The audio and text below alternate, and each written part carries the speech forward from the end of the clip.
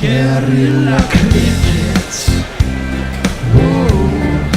Guerrilla cricket. Whoa. Guerrilla. Take guard, man the barricades, patrol the cover boundary. At last the time is come, this is a cricketing emergency. Hear this call to arms for every cricket revolutionary. Take up your bats and stumps for the test match insurgency. At first they tried to silence us, but we would not be silenced. They threatened us with lies, so we threatened them with violence. Che Guevara, Sangakkara, Joseph Stalin, Douglas Jardine, Robespierre, Darrell Hare, Vladimir Lenin, O'Brien Kevin, guerrilla cricket. It's not about the winning, it's about how many rules you break. Even in cricket commentary, this is the best advice to take. Pick guerrilla cricket, it's the finest choice you'll ever make. There's so much more to cricket than rev counters and a slice of cake. At first they tried to sanitize us and clean up our act, but people like it filthy, and we know that for a fact. Fidel Castro, Lenny Pasco, Carlos the Jackal, Umar Akmal, Mahatma Gandhi, Grant and Andy, Brendan Behan, Austin Ian, guerrilla cricket. Stick with us, cause you know we're not the kind of thing that you see on the TV and the radio. So vive la revolution. First they tried to buy us, but we would not be bought. Okay, we were, but then we ran away, and we will not be caught. Would not give up the ghost when they left us all for dead. They decapitated us, but we just grew another head.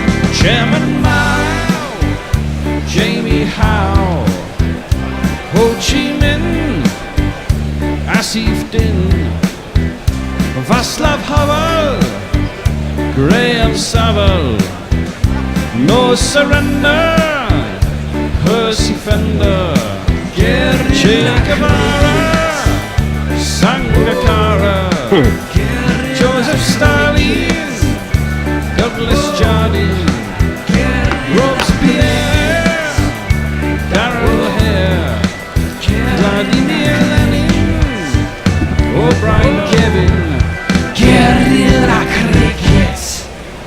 Hello, hello, hello, hello. Finally, some bloody cricket, Fred. Couldn't believe it. I've been sitting here, I've fallen asleep, watched 2 movies.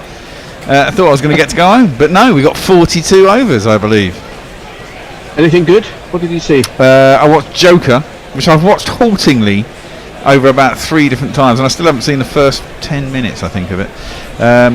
Not as good as I thought it was going to be. Not enough action for me. I like a good action movie, you know. Ah, there he is. Tony finally decided to pop his picture I was actually doing a well-rehearsed intro, but I realised that my video was off, and so was my audio.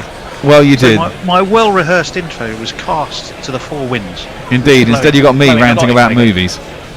I was hearing something about the Joker. Anyway, yes, you will have gathered. Welcome, of course, back to Guerrilla Cricket. Welcome to day 5 of this 3rd test against Pakistan. Pakistan from the Rose Bowl. Just in case you'd forgotten, Pakistan were on 100 for 2. Really, only 2 numbers matter. 8 wickets, which is probably unlikely, but if there's genuinely 42 overs, you just never know. The other number that matters is 1 wicket to be taken by Jimmy Anderson, and he hits that magical 600. I suppose the other number to bear in mind, Fred, 7 balls, because were Anderson to do it in 7 balls, he'd be the fastest to get to that landmark.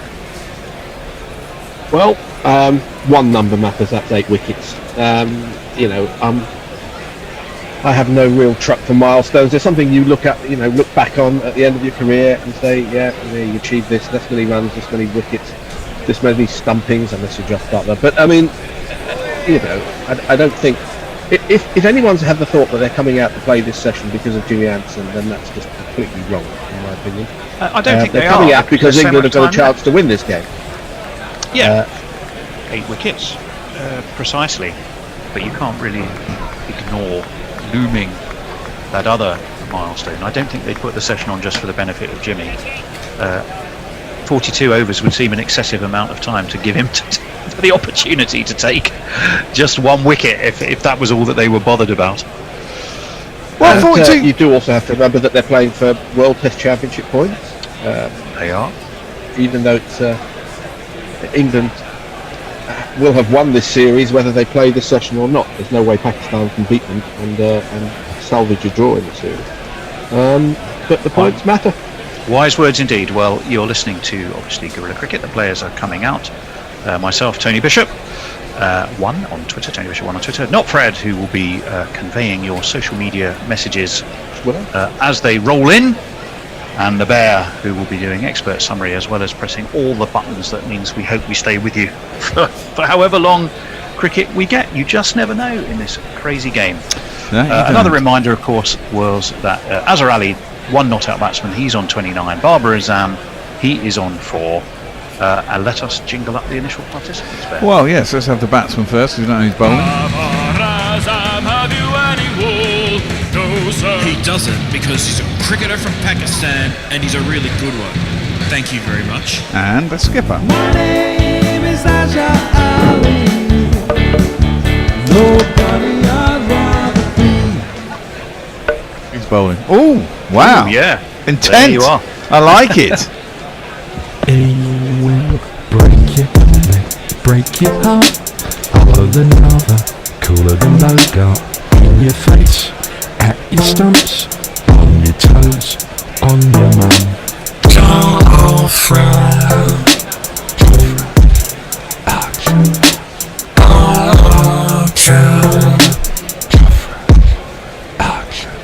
Well, it is Jofra Archer. Perhaps the brief was nip 1 out, Jofra, and then we'll let Jimmy in a new batsman. Well, I presume he'll be the other end, won't he? He might have. You would think so. Did Jimmy bowl the last over last night as well? Can't remember. Yeah, well, I'm also just trying to remember if there's another over. No, we've had 56 full overs, haven't we? Archer's in to the rock, as he now has become, Azhar Ali, and he ducks out the way. It's through to Jos Buttler. 84 miles an hour and no run. Remember, 100 for 2, Pakistan. Nominally, they trail by 210. Clearly, if they were to somehow get past that, England have to bat again, and kind of all bets of the result are off. Early wickets might just open the door. Open the door and show some interest, knowing, as we have said, that the Pakistan tail is longer than that of a ship's rat, as we were discussing yesterday. Well, we do. Archer in, right arm around the wicket, and guided away to cover where Stuart Broad is patrolling, and there's no run. There's also no slip. What the hell's going on? That's a very good point, Fred. There isn't. We're just having a look at that, and there is. There's a gully. There's a man at forward short leg. There's a point, a cover, mid wicket, and mid on. But no, as you rightly say, Fred, for our fastest bowler, no slip in place, which is odd, one feels. I wonder what they have in mind. Archer in, short again, and Azhar Ali ducks underneath it. Unless they're thinking they just want to soften him up, and hence the forward short leg, but no slip. But you would have still thought, even if you were doing that, there's every chance that a quick bowler would take an edge. Very strange.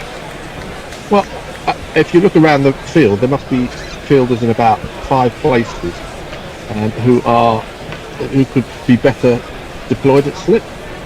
Well, either that or English slip fielding has proven itself to be so inept that they've decided to dispense with it and try other ways to get players out. Archer is in, and this one is played forward into the offside by Azhar Ali. There's a third man. Only 83. There's a third man. Not even a fly slip. I mean, if you had a fly slip, you could almost understand they had something they were trying to cook up. Not surprisingly, we're seeing keep the runs down. At this stage of the play, of the proceedings, runs are are irrelevant, surely. Absolutely irrelevant. I have no idea what's going on. So this is unusual, but we shall see. I'm sure they must have discussed this. Archer is pulled out of his run-up anyway. I think it's just And it's full gonna on have to short. turn isn't around. it? Full on short attack. We've been joined by some people on Twitter. Fantastic. Hairy Badger 74. Ralph the Wonder Llama says, afternoon gorillas. Good How many afternoon. balls will it take? Well, a minimum of 8.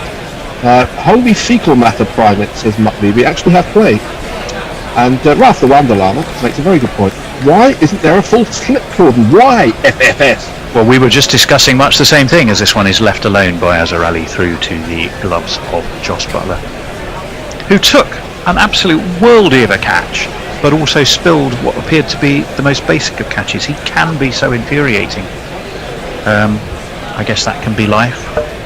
One moment you're a god, and the next minute you're a clown. And the dividing line between both can be so thin. 100 for 2. 1 ball left of Archer's 5th over. That's away down the leg side, competently enough. Taken there by Joss Butler on that occasion, 86 miles an hour. So he waited until the last ball of the over to crank things up just a shade. 100 for 2. England are bustling about their business. And Fred, do we have any other messages on any other platforms?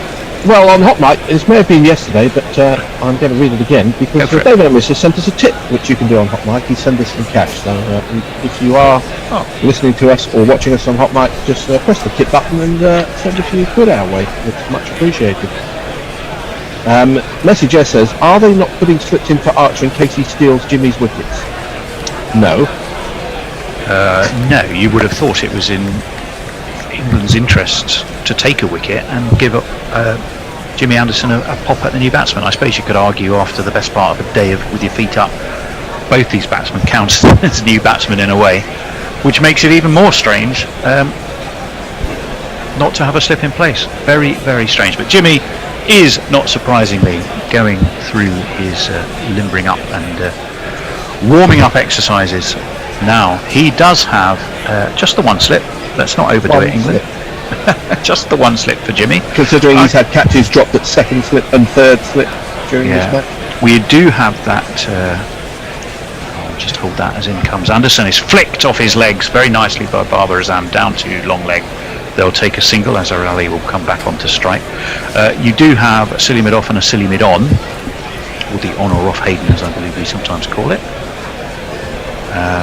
Pakistan have moved on to 101 for 2, following on, of course, trailing by 209.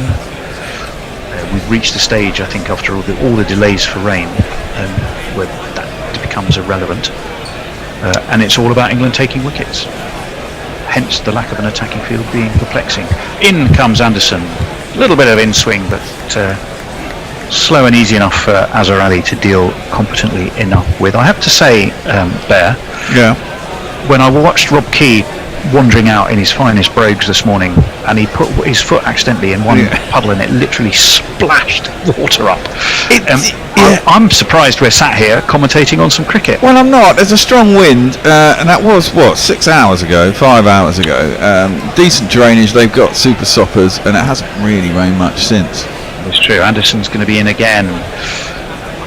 Ducks in a little bit to Azarelli, but he's solidly got everything, and the kitchen sink as well in behind it.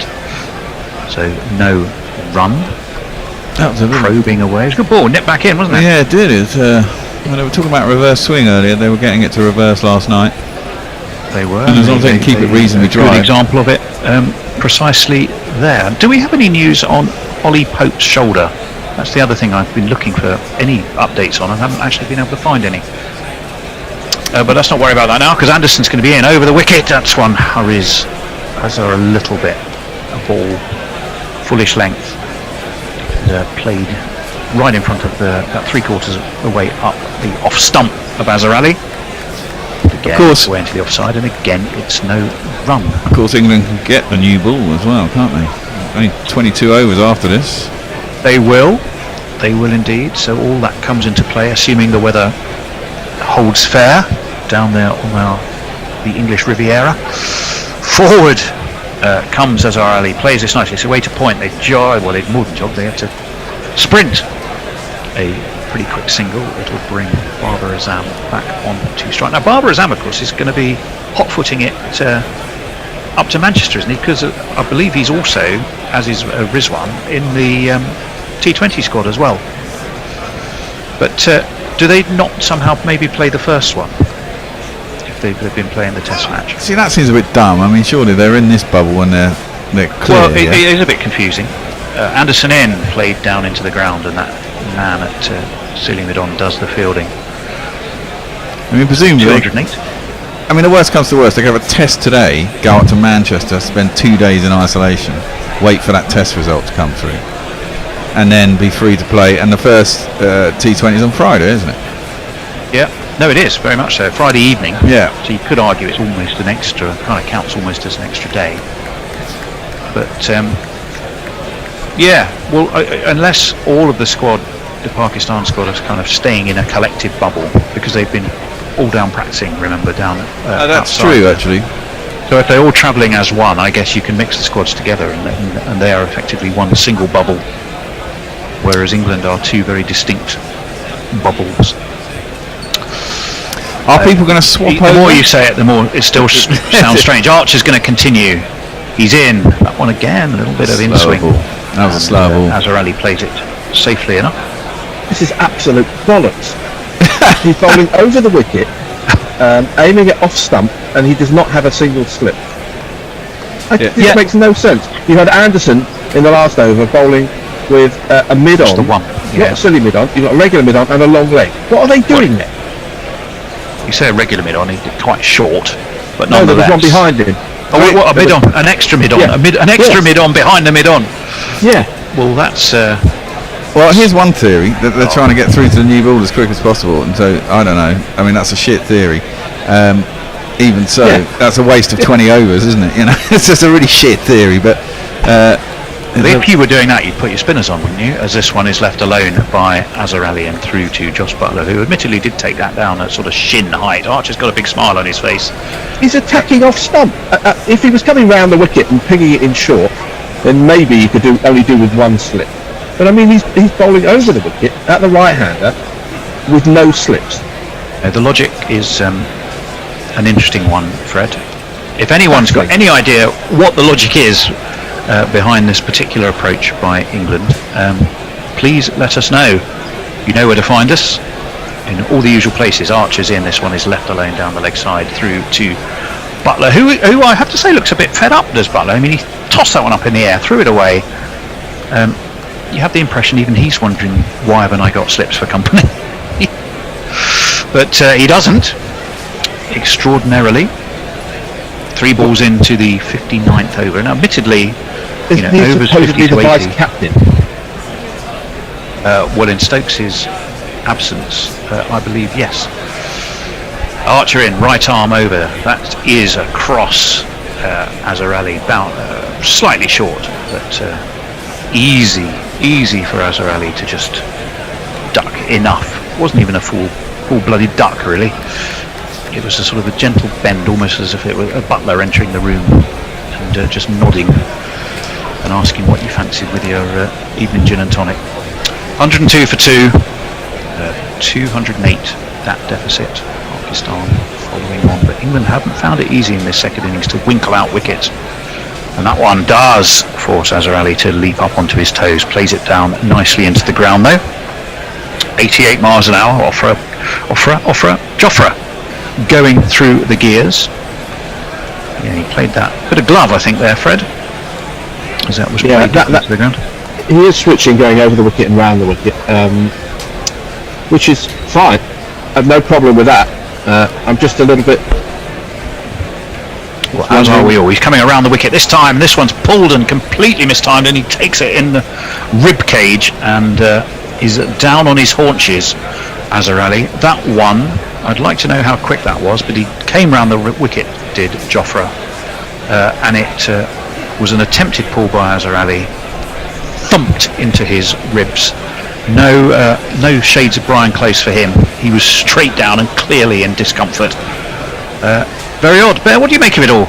It's confusing Fred and I. Oh, well, it's confusing me too. It's all a bit of a lacklustre start, isn't it? I mean, given the chance, you've got 42 overs. I mean, there is a chance in 42 overs. Let's be honest. We've rolled a side in 42 overs before, and you've got 2 down already. You need to make inroads, and you've got to get these 2 guys out, probably up to Rizwan, haven't you? Well, the other thing, 4 wickets, and you're in with a shout. Continuing. The other thing, I mean, obviously it's the captain's responsibility, and he will consult his bowlers. Surely Jimmy's going. If you went up to Jimmy and said, "You just want the 1 slip, mate," I can't believe he'd say yes, but he's still got just the 1. He's in, and that takes a bit of an outside edge. It's away to backward point. There's no run. I mean, surely Jimmy Anderson would go, "Joe, mate, you know, give me a 2nd or 3rd slip as well." I want my 600 wicket, man. I mean, he's looking grumpy, but I mean, you can't tell much from that. No, he's always been grumpy since England proved how inept they were at catching. I mean, this would be kind of irrelevant by now. Well, they might know that the pitch is 604 wickets, and we'd just be thinking about the wickets to take.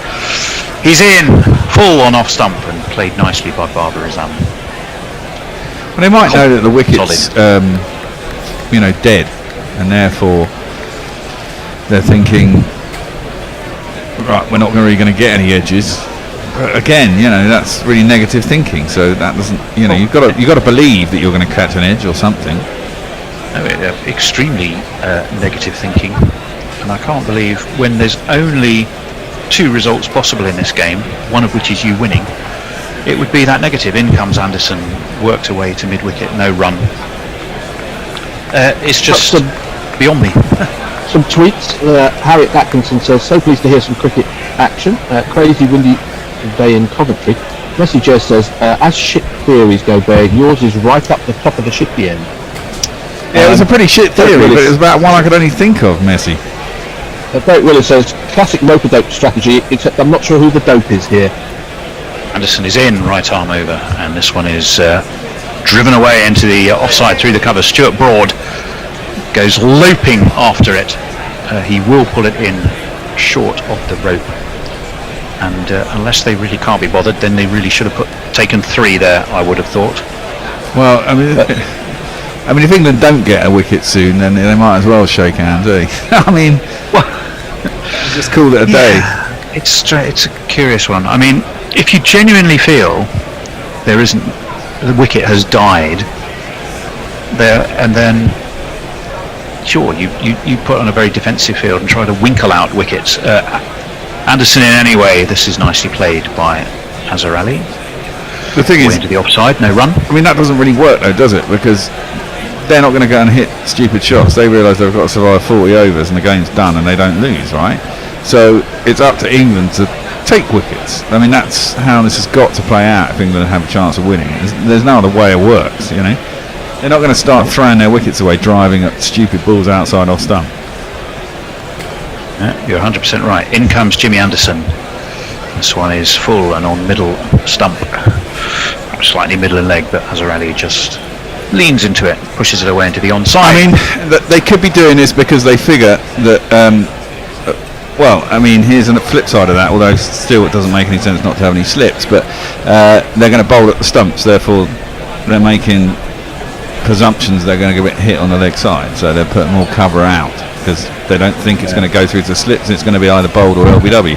But that doesn't work either, because the shot that gets missed and it gets the outside edge driving to that's a drop yesterday, driving to the onside goes to 2nd or 3rd slip, doesn't it? So well, it does. Yeah, if you wonder, I mean, we are just watching again the Burns, Crawley, Broad and Butler comedy catching show, made even more amusing by the run out. Which, if I was Jimmy, I'd have gone, I don't want the run out. You could actually see it etched all over his face. It was literally, stuff for your run out. I don't care. All you had to do was to hang on to the simplest of catches you'll ever get the opportunity to take in Test cricket.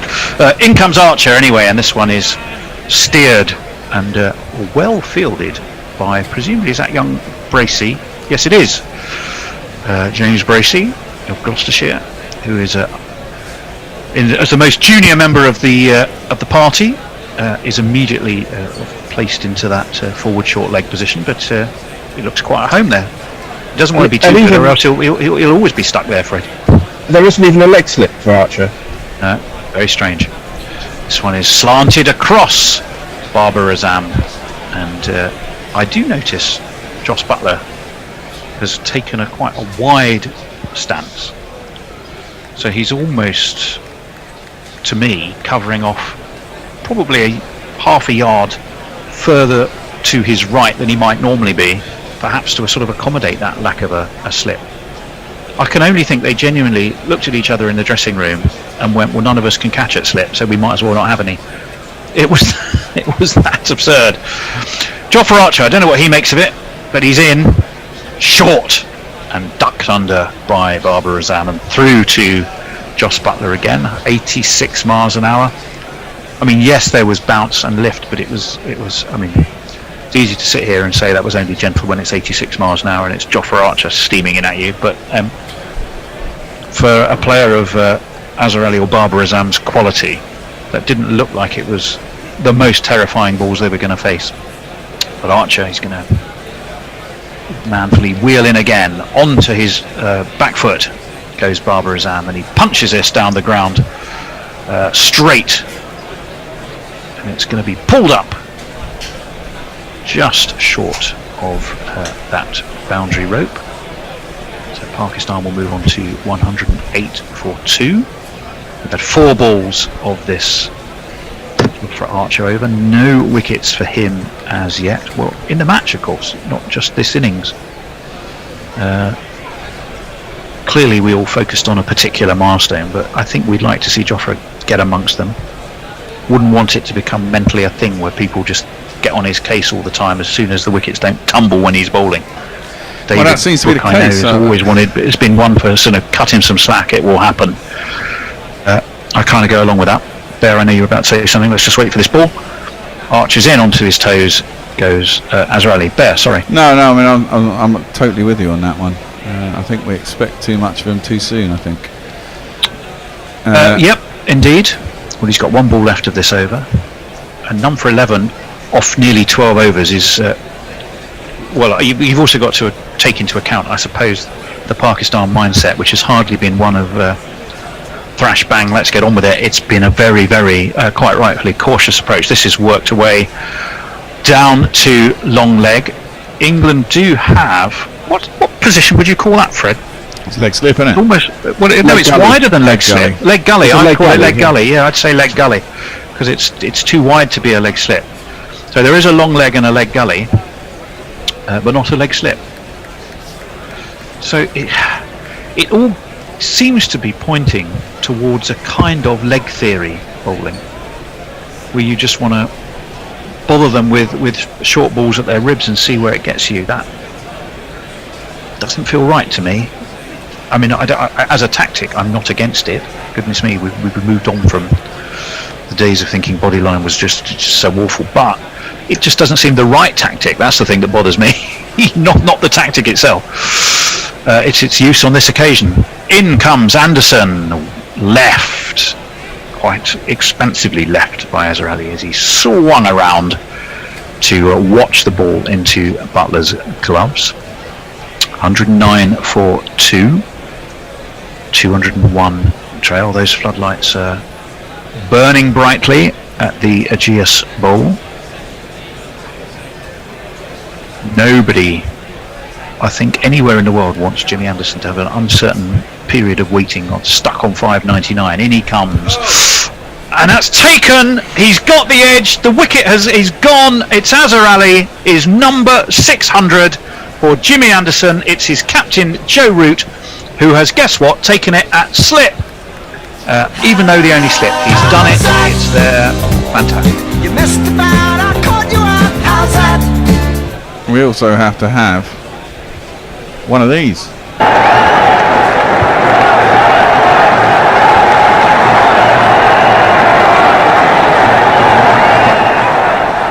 A standing ovation for Jimmy.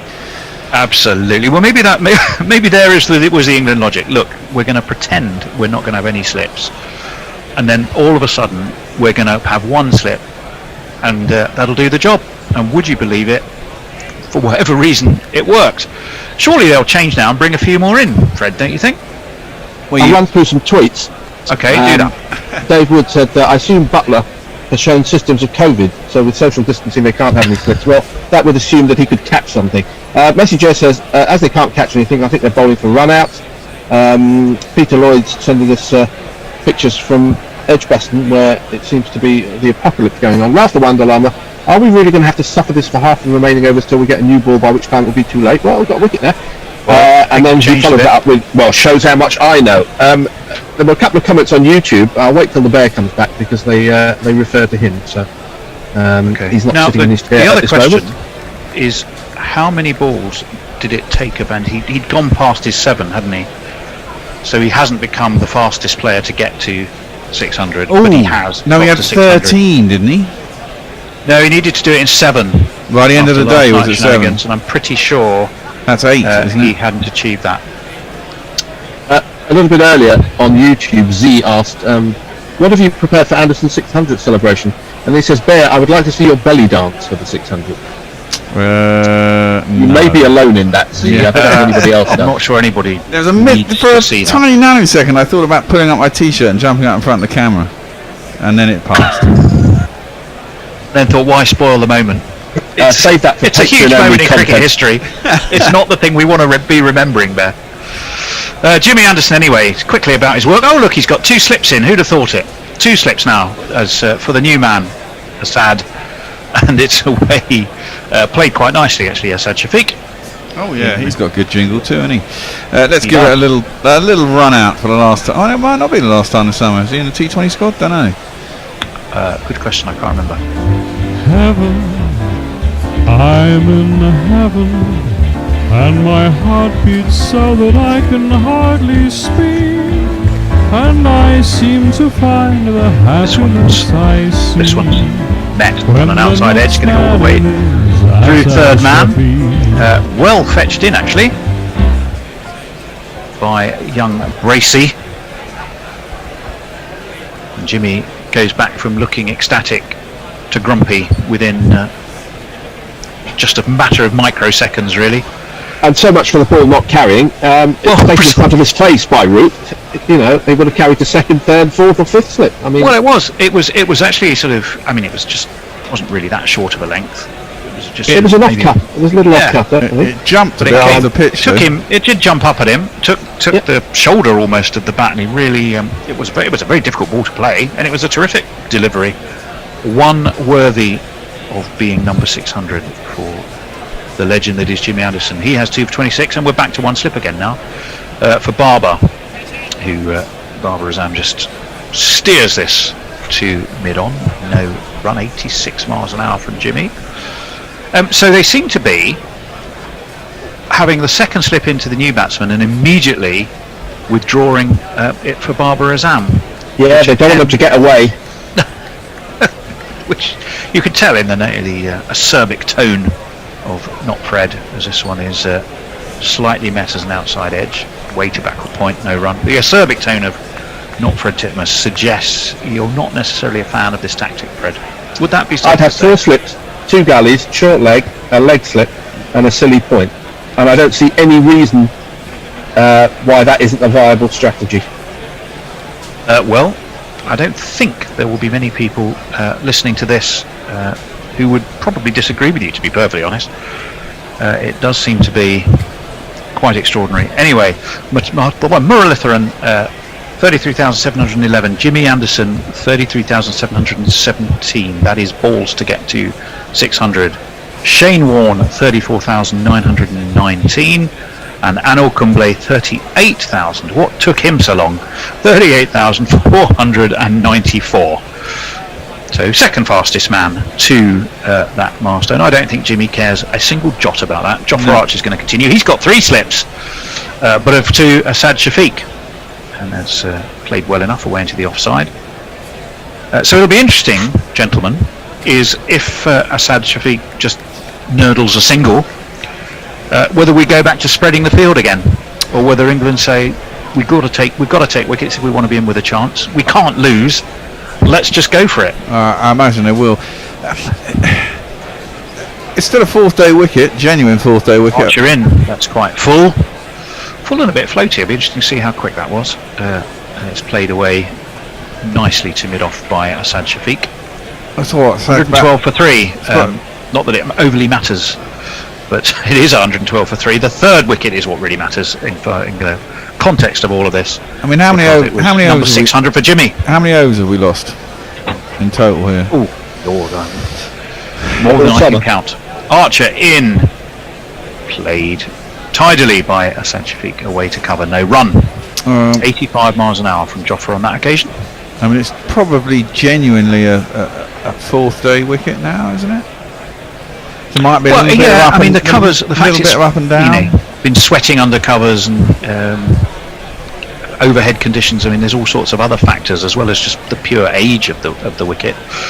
Average is 38.86 does Asad Shafiq in tests. This one is quicker and left alone now by Asad and through to Jos Buttler. Those 3 slips who have now materialised to keep Jos Buttler company. We're looking again, having been so awful in the slips by and large, that never looked like being dropped by Joe Root, did it? No. Taken very confidently. I mean, the only other consideration I can think, and it's quite a ridiculous one, I'm going to shoot my own theory down, is that there has been a feeling, I'll just wait for this ball from Jofra Archer, who's thumps it in short, and Asad Shafiq ducks underneath it. Standing potentially too close and too near, they've been somewhat confusing each other and getting in each other's way. You might think, well, we want to avoid that, but surely there's other ways to do it than just remove the slips completely. Yeah. Well, even if it's not carrying, they've always got the chance to get a rebound from when Buttler got, sells one. When he tips it round the post onto second or third slip. Archer in again. This one is played straight to mid-wicket by Asad Shafiq, who then rehearses the shot a second time. It's the end of that over, and we have not Fred. Alpha Side says, absolutely over the moon for Jimmy. Even better if he got it when I woke up yesterday at 3 a.m. or 3 a.m. today, or 5 a.m. or 6 a.m. rather than when I'm on the bus to work. But oh well. Yeah, well, I'm sorry, Anna, that he couldn't fit it in with your busy schedule. Gary Naylor makes a point, which I think, is he coming on a bit later? I think he is. Yeah. He is. He says 600 wickets for Jimmy Anderson, but still not worth a second slip when we're trying to win a test match. I think he has a point there. This is the 303rd over of the match, plus 4 for turnaround, makes us halfway through day 4. Well, he's going to be in, and he's back to 1 slip for this, and it's tickled around the corner. Back of the square, there's a man down at long leg. They will take a single. I see this sometimes with really lousy club captains who say, "Oh, we're going to go after the new batsman," even if the new batsman's like the number 4 or the number 5. They say, "We'll ignore the bloke who was just in, and we're going to attack the new guy, even if he's." Even if he's a batsman. But if it's been overnight and add plus another 5 hours, even though you're already in, it's like starting again anyway. So exactly, you might as well go at both. It's a perplexing logic, and I'm sure he will be asked about it after the game. 2 slips then now flicked off his toes very nicely indeed down to long leg by Asad Shafiq, where Zach Crawley does the fielding. Maybe the only thing I can think of is the guilty droppers, as it were, have all been sent to be as far away from Jimmy as they could possibly be. Because I don't know where Rory Burns is, and I don't know where Zach Crawley is. And even when he celebrated that 600, I didn't see Stuart Broad being the first to give him a hug. So perhaps anyone who was guilty of those drops has been just kept out of his way. Swing, a very gentle in swing to Asad Shafiq, who plays that away nicely enough. Oh no, I'll take that back. We are now seeing the dynamic duo, Jimmy and Broady. They all seems well in the Jimmy world once more. I can assure you, as he went off last night, I very much doubt that it was. Rarely have I seen anyone smile through such gritted teeth as when Broad effected that run out. In he comes Anderson, left with a big high batted leave by Asad Shafiq and through to Jos Buttler. So Anderson 2 for 29, but he is probably for the rest of his life never going to forget the wicket of Azhar Ali, caught route, bowled James Anderson Yes, he got 31. He got it off 114 balls. But what people will remember is Jimmy's in again. Those 2 slips go down, left through to Butler. What people remember is number 600 for Jimmy Anderson, who looks like a man happy in his world again, Fred. Yeah, I'm pleased for him. Obviously, he's done outstanding work for England over a long period of time, and he's seemingly very well liked by his teammates. And you don't hear whispers about him at all.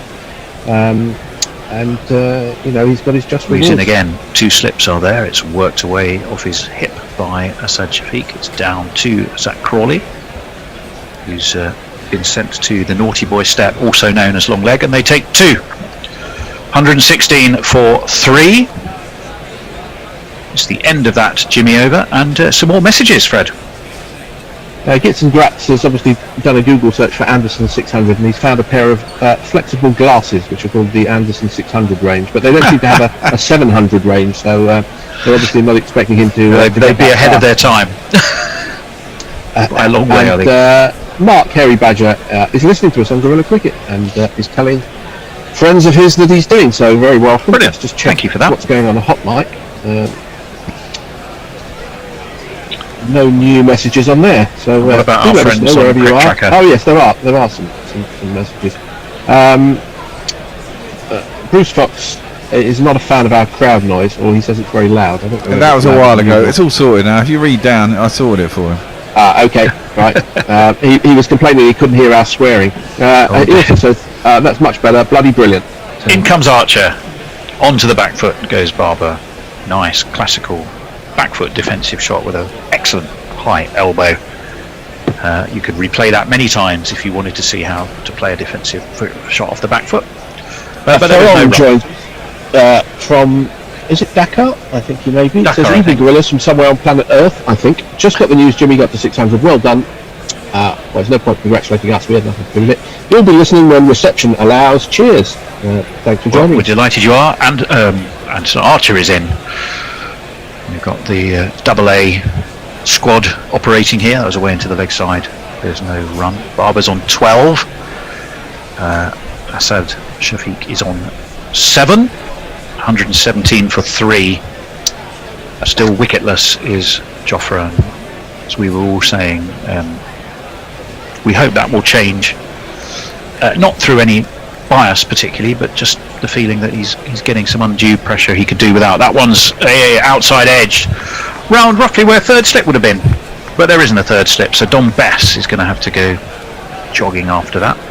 I think it went down to the ground and never carried. It did. Oh no, I wasn't suggesting it was a catch, but if you'd have had an inappropriate attacking field, it wouldn't have been a run either. Yeah, runs up. Well, as Fred kept rightly pointing out yesterday, runs don't matter. Absolutely, they don't. 119 for 3. They sort of mattered at the start of the Pakistan second innings, but they didn't. Once we were going to lose a lot of play, the runs no longer mattered. Well, just wait for a second, as this one is full and played away to mid-on by Barbara Azam. To quote Paul McCartney, Bear, someone's knocking at the door. Yeah, I've already done that. Not ringing the bell though, No, because I don't think we've got one. Stephen They Boyd rang the on WhatsApp YouTube bell. says he thinks they were watching Blackadder during the breaking play, and Root came up with a cunning plan. It was so cunning It it was a for all of us. Brooklyn plan. Yeah. What chance of closing this out for the win? Asked Puzzle Cat. Well, 7 wickets is a big ask. Archer in again. That one really does rather square up. It was an extraordinary shot. Not any appreciable amount of foot movement and a sort of a waggle of the bat by Barber, but he got away with it. It's away into cover.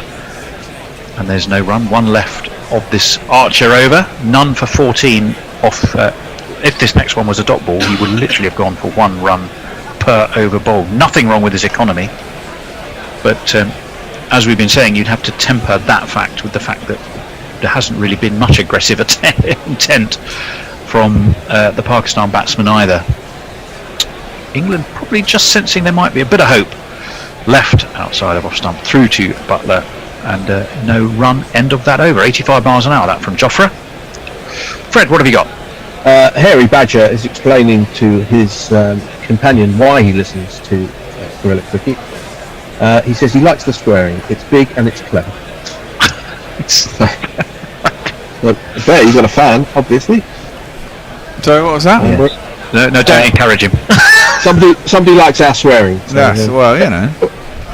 you'd be better off listening when England are losing because you get more swearing when they collapse. If you get a full-on Hendo rant, that's a joy to listen to in its own right. We should bottle those, bottle them and sell them. 119 for 3, 65 overs, so 15 overs to the new ball. If England could winkle out, Jimmy Anderson's going to continue, by the way. The bat is dropped on that by Assad and a quick single taken. Moves Pakistan on to 120 for 3. If they could winkle out 2-3 more before the new ball, it's game on, isn't it? It's game on regardless because it's very difficult when you have nothing to bat for other than just staying there. It's difficult to maintain the concentration. It's difficult there's very little motivation in it for you. And you've always got a chance, and we've seen teams collapse dramatically, England themselves and against England. Remember that test match against Sri Lanka where they had nothing to play for on the last afternoon and lost 9 wickets for about 40 runs. True enough. Anderson in, just back to one slip again. Played nicely away to point, but England had a backward point, so it made the single easy enough for these two Pakistan batsmen to take. Assad is on 8, Babar Azam on 15. Stuart Broad, yet to find his way into the attack, is wandering around chuntering to himself. Well, that's a good thing, actually. It could be. I think it's interesting. Still chuntering, and then a spell with a second new ball, which he's to come. Yeah, done maybe very that's well what they're thinking about. 121 for 3. In comes Jimmy Anderson. He has that second slip in place, and he beats the outside edge of Assad Shafiq. It's through to Jos Buttler. I'd like to see a replay of that. I'm not sure how much intent there was. No, I think he left it and watched it. Although there was a bit of a forward lunge whilst he did it. Jimmy just turns around and looks grumpy again. But inside he must be feeling just marginally less grumpy than he normally has been. He's in again, 2 slips once more, and that's in inside edge. And Assad just gets the bat down in time, not convincing. 85 miles an hour from Jimmy Anderson. 121 for 3. Are we due a change at the end of this over, Bear? Well, you read the rotors, yes. Well, I did, but I'm not looking at them. Funny enough, I'm looking at the cricket in front of me at the moment, not the rotors. Yeah, 4:55. But yes, I did, right. Jono and Gary are joining us, not Fred staying on. Okay, well, in comes Jimmy. 2 balls left this over. Well played to that short mid-on. Not quite silly enough to be silly, but certainly not a full-on mid-on. You haven't seen a ball popping or a ball stopping. I'm wondering whether those positions are a bit redundant, the on and off Haydens. I'd like to see them in more classical wicket taking. I think we're all with you. In comes Anderson again. This one is played well by Assad Shafiq. It's the end of that Jimmy Anderson over. Pakistan are 121 for 3. Jimmy has his 600. Pakistan trail by 189, and we will be handing over to Jono, Gary Naylor, and not Fred. I'll just run through some tweets during the changeover. And like Bystander says, you do bottle and sell Hendo rants as they go in the archive, available for a reasonable price. And Echo says, reasons we listen to guerrilla cricket, Stockholm syndrome. That's a bit harsh. Hello, Jono. Hello, Gary. Afternoon. Hello. Well, Jimmy, eh? Jimmy.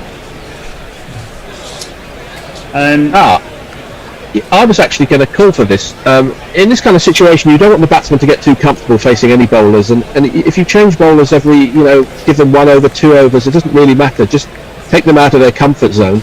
And I was going to say I would give Bess a couple of overs to see if the ball's turning. And sure enough, they brought him on. Yeah.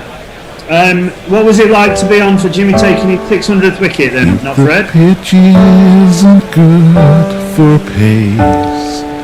Get this lad on his bowling's ace. But if you need someone who That's in, and that worked way behind square on the leg side by Baba Azam. Moved on to 15.5, 37. Assad 8 from 18. Jimmy doing something strange to win his nipple. As best again now at top by Baba Azam, there will be no run. You're a bit quiet, Jono. Oh, am I? Oh, I'll tell you. What was it like being on? Yeah. It was like any other ball. I'm a professional, me. Is best in again now to the right-handed Baba Azam, and that's come away off the bottom of the bat, right off the toe. It's gone in between Josh Butler and Joe Root at first slip, and it's going to run away slowly, but for one of these.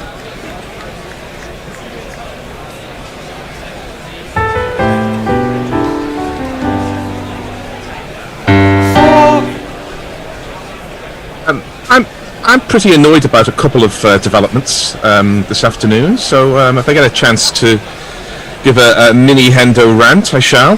Is one of those like you and I not being on and Tony Bishop being really selfish and making sure that he had first, but Jimmy taking his 600th wicket?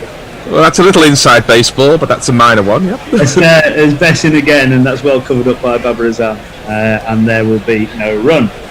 This match is there for the winning, not Fred. I think England can win this because Pakistan have got 3 number 11s, let's not forget. Yeah, absolutely. As best in now, 5th ball of the over, and that's worked into the leg side, out to the deep mid-wicket fieldsman. Stuart Broad running in with his dojo bandana on rather. Yeah, and they're looking through for one. And he's just seen a catch go to first slip, Joe Root. He has the man with 600 test match wickets with ball in hand. Doesn't bother posting a second slip. I mean, what's going on? I mean, I just do not understand how these fields get placed at all. There was a second slip for Asad Shafiq, but there was not a second slip for Baba Azam. Unbelievable. Best in to complete his 15th over, again covered up, and there will be no run. My other rant, is I want to get away, is that does anybody seriously think we couldn't been playing an hour ago, maybe even 2 hours ago? These are adults. You tell them the outfield's a bit wet, be careful, put longer spikes in, but you just get on and play. I mean, I just do not understand how cricket is so risk averse. These are the same players who will throw themselves head first into advertising hoardings to possibly save 1 run as the ball is hit towards the deep square leg boundary, and yet the shrinking violets couldn't have played an hour ago. Yeah. I find it incredible, absolutely incredible. Don't actually know what the it was hard for us to know just by because unlike normal circumstances, the only people who are allowed on the pitch are the umpires and perhaps the players. So it's hard to tell how we've seen countless times they wait until the ground is perfectly dry before they play on. The players are barely slipping when they're running flat out. You can't tell me that they couldn't have got it on an hour ago and just taken a little bit more care if they were running towards the ball. The batsmen, it doesn't matter. The batsmen are on a covered part of the ground anyway. It's only the fielders. Just tell them to be a bit careful and get the game on. You're probably right, but that's not something you can do sort of in one game. Because, well, you would if it was T20 or an ODI. I promise you. Well, yeah, but if you change the criteria in the middle of a series or in the middle of a game, then you're going to advantage one team and disadvantage another. Well, and the they changed team it. Would have a point. Well, they changed it to have 10:30 starts. They can that was before the game, though. Yeah, but it wasn't before the series. After the first ball is over, we should jingle up the new bowler, Stuart Broad. Sweep the leg, Broady! Got the best headband around. Something has gotta keep her down. Got the best headband around. Your ego ain't gonna beat you down. Got the best headband around. Even though your hair is thinning now.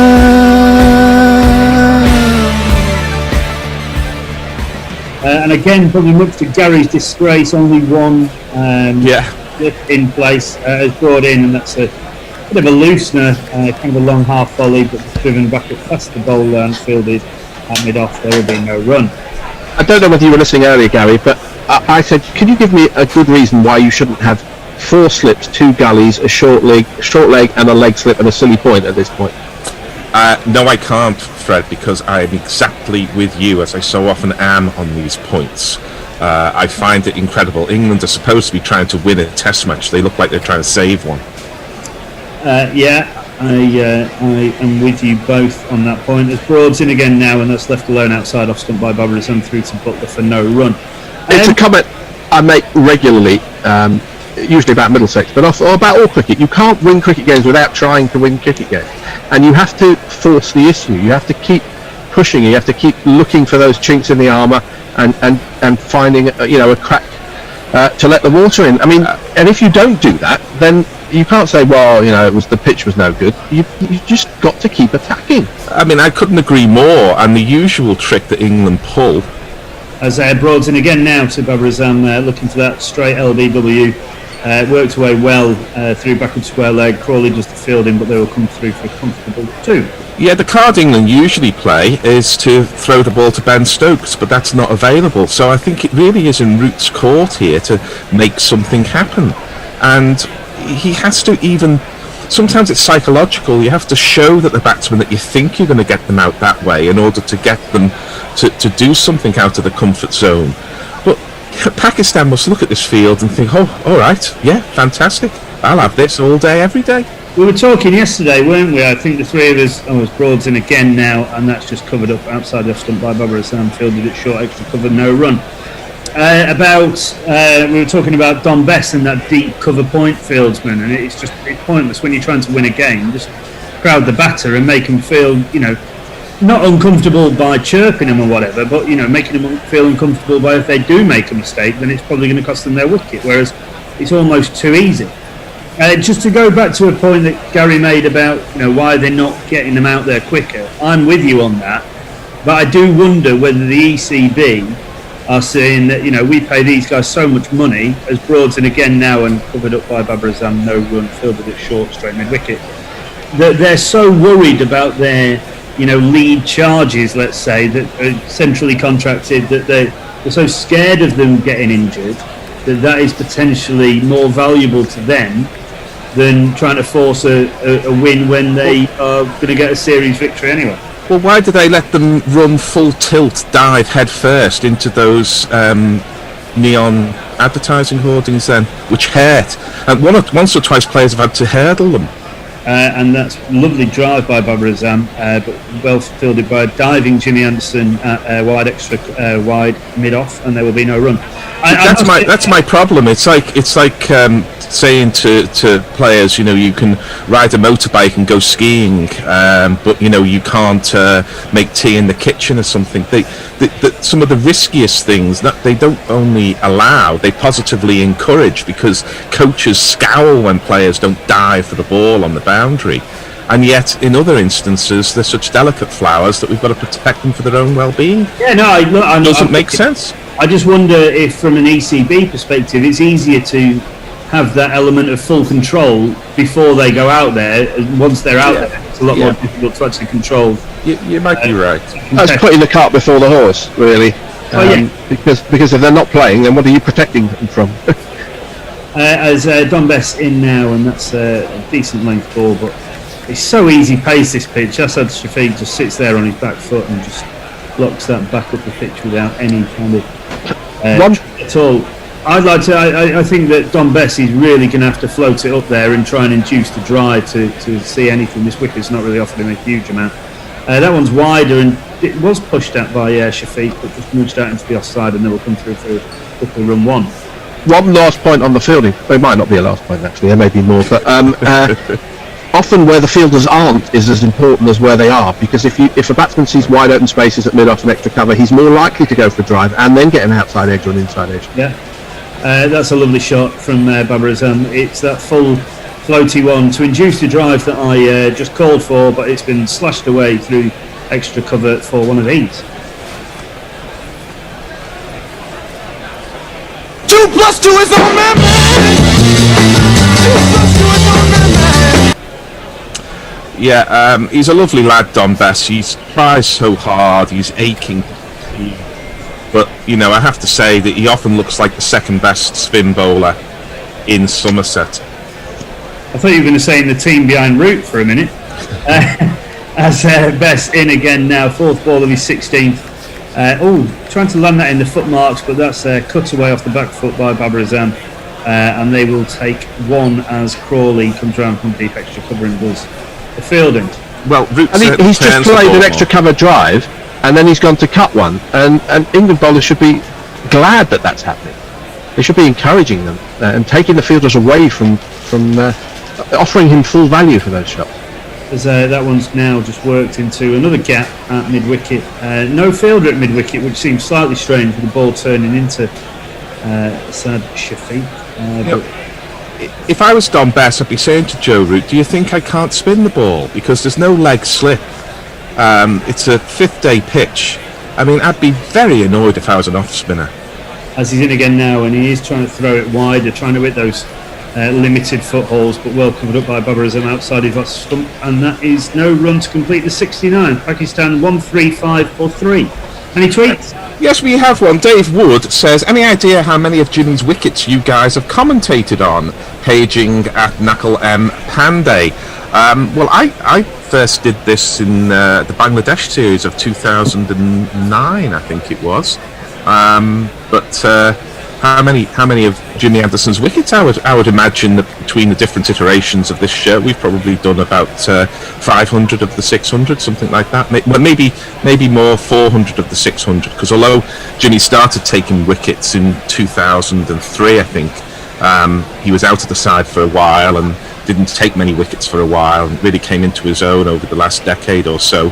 Once he ignored the coaches and all this twaddle about mixed actions and your hips being aligned and everything else, and just said I'm going to bowl the way I've always bowled. That's what got me here, and I'm going to continue to do so. Yeah. As Stuart Broad now to start a new over, his 13th into Asad Shafiq. I really need to put my teeth in today. That's about the 15th mistake I've made in 10 minutes. But that's a thick inside edge into his pad.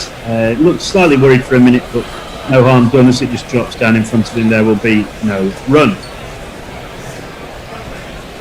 I mean, thankfully Jimmy did decide to go against all of the coaching expertise, let's say, that caused him to change his action. Same happened to James Harris, didn't it, at Middlesex for a while. There's Broad in again now, and that's a decent ball, full and straight, but blocked by Asad Shafiq, and there will be no run. James Harris had a very similar thing, didn't he, where they tried to change his action, and he went from taking loads of wickets in the Championship and challenging for an England spot to all of a sudden kind of going out to pasture. I don't think it was exactly the same situation. I think he was told that if he wanted to take that last step up to playing international, he has to add some pace, and I think he tried some things to add pace and lost some of the things he was good at in the process. As Broad in again now, and that's playing away from his body there, Asad Shafiq, but comfortably enough blocked into the offside. Thought about a quick one, but decided against it, and there is a no run. I mean, I'm not dismissing the fact that you have to work on injury prevention, because fast bowling is hard work, and it does have a real impact on joints and the twisting forces, the torsion that goes into the body in order to bowl fast. But I think they became obsessed about these mixed actions and feet pointing forward at the point of delivery. As Broad in again now, that's a full ball, almost Yorker length, dug out by Asad Shafiq and played up to mid-on. There will be no run. And what they ought to have done is done a little bit of empirical analysis and found that there were bowlers with these actions who were playing in first-class cricket well into their 40s and still bowling at 80-odd miles an hour. So it was unlikely that it was going to break a 23-year-old in peak fitness and a man who has a great deal of natural fitness anyway. I mean, you'd say that bears testament to the fact that bowling actions are natural as well, wouldn't you? So, as Broad in again now, and that is blocked out into the offside, and they'll come through for a quick one. There's a shy at the stumps. I think opportunity for a second, but they decide against it. Thought about the deep fucking square. On Anderson's longevity, I think Nasser Hussain said yesterday, just think of all the times he's got up with aches and pains, and it's a bit of a grim, cold day, and he's got to go off and bowl. And Wasim Akram was on co-commentary, so I looked up how many deliveries they bowled. And Jimmy Anderson, to his credit, has bowled about 64,000 deliveries, a huge workload. But Wasim Akram bowled 80,000. Is this in Test cricket or first-class cricket? First professional cricket, including one-dayers. So I think Wasim Akram should have sucked on a thoughtful tooth and said yes. As brought in again and cuts away off the back foot, but fielded at backward point. I think by Rory Burns there will be no run. Completes the 70th. Pakistan still trail, following on by 174 as they sit on 136 for 3. Ravi Nair says, oh heck, 1, England's bowling dry tactic has been found out. 2, every slip is a catcher taken from somewhere else. Well, most of them aren't catching, I'm afraid, Ravi, they're saving boundaries. 3, the set Pakistanis leave the ball outside the off stump, so England have to bowl more on the stumps. The one wicket we've taken today was caught at slip. And 4, thank goodness England has management that think about this. Maybe they think, but they don't come up with the right answers, in my less than humble opinion. And of course, Forsyth says we only have to look at poor Ryan Stevenson, who ripped his leg open on a tent at Radlett while running the ball to the boundary to realise how mad this is. Terrible thing happened there with a fielder, Ryan Stevenson, running to the boundary and colliding with something that was off the field.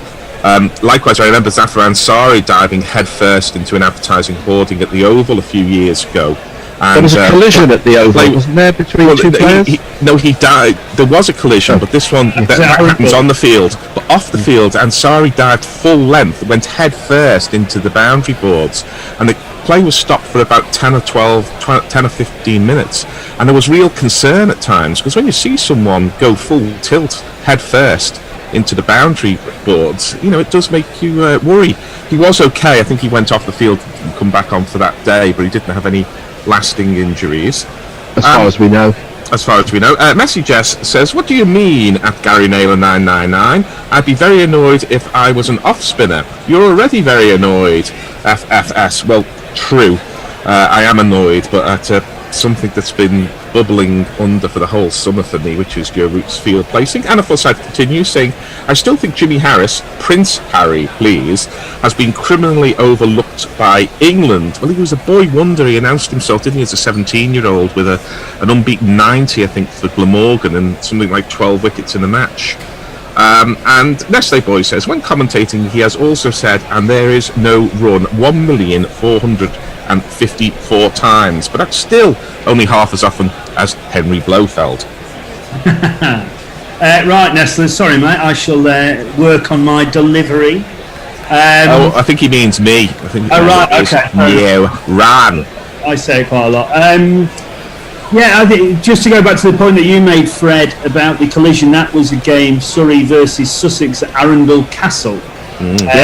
Rory Burns and Moises Henriques clattered, both going for a high ball, and sent them both to hospital. They were both in a terribly bad way, but thankfully both have made full recoveries and gone on to continue their international career, which is good. I think Moises Henriques came out particularly well because he was really smashed up, but not a moment's criticism of what happened. The full thumbs up as he was going into the operating theatre to have his nose put back on, and he certainly went up in my estimation there. For once, the hard-nosed Aussie was a hard-nosed Aussie. He was almost a no-nosed Aussie, to be fair. He was almost a Portuguese man of war, actually. Moises Henriques. Positively summer-like now in Southampton after all the wet weather we've had. Play till 9 o'clock. Yeah, I was just going to say, play till 8 o'clock or something. Jimmy Anderson sporting his Oakleys. Other sunglass manufacturers are available. Not as good, though. Not as good. If you want to send us some, then please do. My Oakley stopped a stone on the M4 when I was doing about 80 miles an hour on the motorbike. Would have taken my eye out. As Bessin to start a new over, and that's covered up by Asad Shafiq. There will be no run. I sent them back saying your Oakleys did a fine job on the motorbike, and 2 weeks later they replaced them with a new pair. Wow. Very decent. Did cost me about 120 quid though. But I remember hearing stories when I was younger that their lenses were bulletproof, as best in again now, and that's worked behind square to the short man at 45 on the leg side, and they will come through for one. well, when a lorry kicks up a loose stone and you're doing sort of 80 miles an hour in the middle lane of the M4, and it just, you could see it hit right in the middle of the lens and taken just a little chunk out of the plastic, then pretty much so. As best in again now, and that's worked to Rory Burns at short straight mid wicket. I'm scared to say there will be no run now. And there is no run. Anderson looking pretty grumpy as he does most of the time. That's a flatter, quicker one from Don Besson, just defended to, I presume, James Bracey, who seems to have taken the short leg duties on from Ollie Pope. It always seems to be the youngest man in the team, doesn't it? Like, you stand there because you might get hurt. You let your life flash before your eyes a few times during the innings. That one wider, and that's cut away by Babar Azam.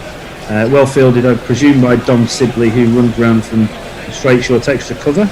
A couple of exceptions to that, not Fred will remember Tony Gregg and Brian Close standing almost on the wicket. And David Boone. And that's well defended by Babar Azam back up the wicket. There didn't really seem to be enough happening for Don Bess. We saw, obviously, with Jimmy's 600th, that variable bounce, that one that just lifted. I wonder whether, it looks quite easy against spin. I wonder whether, with a bit of variable bounce beginning to present itself, whether seam's the way forward. I would be changing the bowling every 2 overs, almost like a T20, every 1 or 2 overs. Just keep giving the batsman something different, because for all, you do need to keep that concentration. You do need to override your muscle memory, about playing certain shots, and just make it as difficult. It's not like, I'm in favour of this as well. Talking of which, I am. Here is the England captain. His voice is high-pitched and ginger hair like a pick, but massive runs he has hit, so there's that. Introduce yourself. Joe Root. Introduce yourself. Joe Root. Introduce yourself. Joe Root, actually. And Joe Root's first ball into Asad Shafiq is just blocked back up the pitch. In now again the England captain. Looks like he's bowling it, slightly flatter than Don Bess, and we're not looking to turn it as much. Probably slightly quicker through the air as well. But the fact he should have a steady point, and he should have a leg slip. Yeah, the fact is he does turn it more than Don Bess. Yeah, as that one again, that stayed slightly low after pitching. And slapped away by Asad Shafiq out to Stuart Broad, saving the 4. Yeah, the extra cover boundary, and they will come through for 1. Yeah, a change bowler like Root is ideal. I'll come back to it. As Root in again now, and that does turn and stay slightly low. Babar Azam off the back foot does manage to keep that out. It's seems slightly more attacking this from Root, as Babar Azam absolutely lamps in. Just over the boundary, and that will, I think, it's only been given us 4 runs, but it will bring us one of these. It's Nissan She. It's Nissan She. Wait, you want to see him do that? Yeah. Bowler. Absolutely, yeah. Especially since he's got a leggy, which has occasionally confused people. You are expecting the keeper then to take the bails, which is not a gimme. If that stays slightly lower or turns slightly more than he's expecting, then he's in trouble. Not that Butler is ever likely to take a stumping, but at least the opportunity may present itself. The reason why the likes of Root don't bowl often is that the England captain in now, and that's well covered up by Babar Azam. Back up the pitch to the England captain, and there will be no runs completely over. it's not that they don't carry a threat. It's that there's 1 or 2 4 balls every over, but they don't matter at the moment. It's the Absolutely. 1 or 2 magic balls that suddenly rip through. If you remember, Michael Vaughan bowled Sachin Tendulkar through the gate with just such a delivery. I was just going to say that, you bastard. And I thought about it the other day, because he bowled this ball which just curved away and then pitched, turned back in between bat and pad and bowled Sachin Tendulkar. And what reminded me the other day was everyone was going on about Butler's worldie. I was saying, well, yeah, even Michael Vaughan bowls a great ball like that every so often, but that doesn't make him a great off spinner. So Butler's amazing catch does not make him a great wicket keeper. But you know, there is a threat from Root that perhaps Bess can't provide, because he just bowls the same ball. As Bess is in, and that's worked way off the back foot out to that completely unnecessary fielder Zach Crawley on the point boundary, and they will take an easily run 2. I mean, again, if I was Don Bess here, I'd be thinking, oh, this isn't good. You know, they don't need to cut the off spinner, but they're doing it simply because they can, and that's not a good sign for a man on the 5th day in the 4th innings of a Test match, who really, with as many runs as he could possibly have, who really should be the prime attacking weapon for England. I love the guy's attitude and his approach and everything else, but he's nowhere near good enough. But you forget, in the first game of this series, he did get some good people to edge him and to miss him as they came down the wicket. But the chances weren't taken. Well covered up by Assad and back up the pitch. Looked to me like Joe Root was trying to actively get through his over as quickly as possible. I wonder if they're just now keen to get to this new ball as quickly as possible to try and take those other 7 wickets. Well, you're right. As Don Bess in again now, that is wider, blocked just into the in front of himself by Asad Shafiq, but Butler comes out to do the fielding, and it will see a run. The new ball's coming regardless, so you're still allowed to attack before you get the new ball. You're still allowed to try things. As Bess in again now, floaty one and covered up, blocked out into the offside, no run. Yeah, I just wonder if they're trying to get to it as quickly as possible to try and utilise it as quick and have as many overs with a harder ball as they can. Well, there's a minimum number of overs, and they're not going to exceed those regardless. So Bess in again now, and that's kind of looking like he's trying to work that through mid-on, Shafiq, but well fielded off his own bowling by Don Bess for no run. Messi Jazz says Oakleys are only bulletproof when you're in the Matrix. I rather thought we were in 2020. But as well covered up outside the off stump by Asad Shafiq. Don Bess down on his haunches, wondering what he has to do to pick up another Test wicket.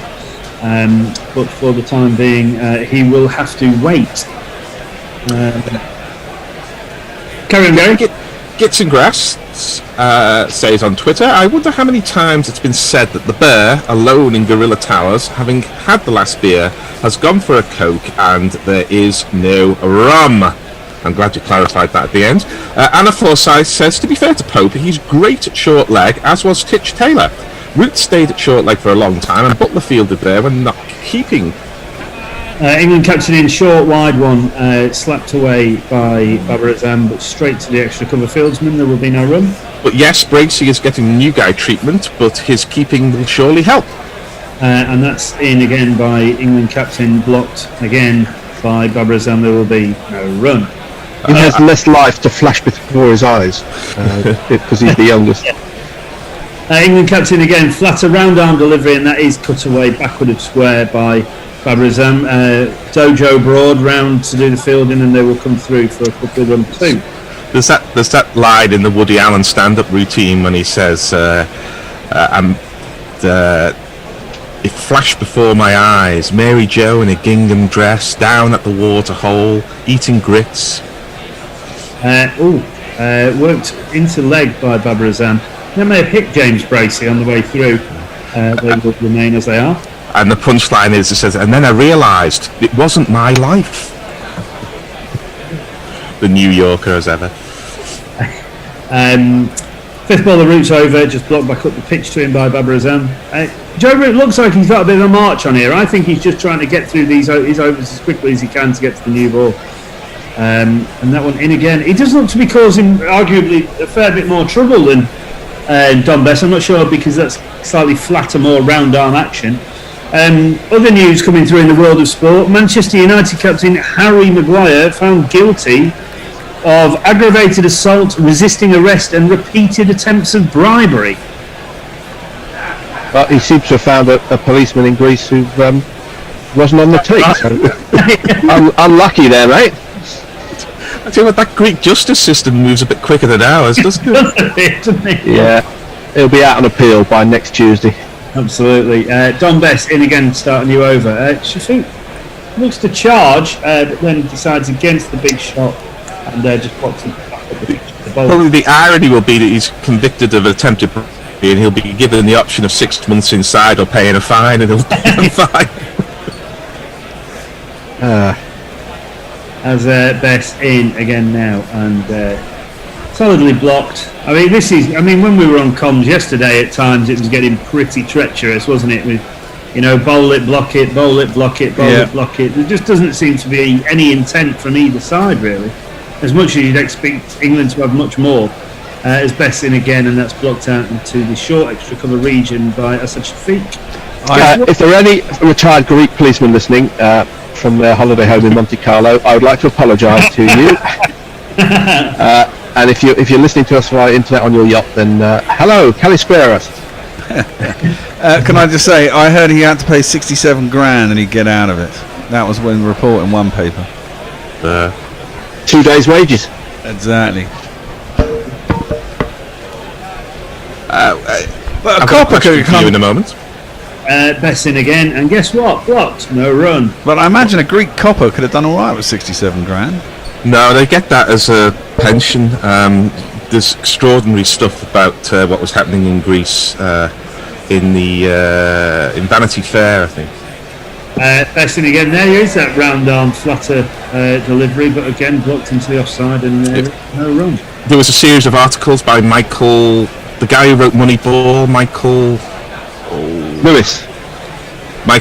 Yeah, and he went around the financial crash. He went around Europe doing case studies and the kind of stuff that was going on with public sector workers in Greece. I speak as a man living on a public sector pension myself. Was pretty extraordinary. But the financial crash rather sorted that out. I'm afraid a dose of reality came and bit them.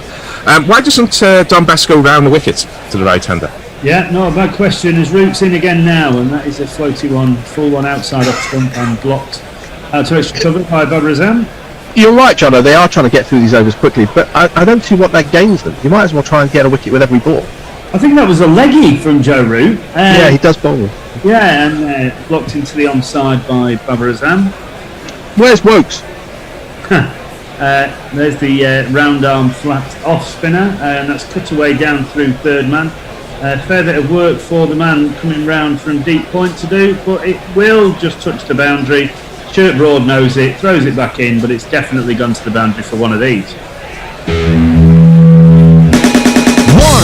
2, 3, 4. Saved one there, England, because he could have run 5. Well, tire them out. Cousin Rossiter tells us that Maguire got a call up for England squad today. I think that's true.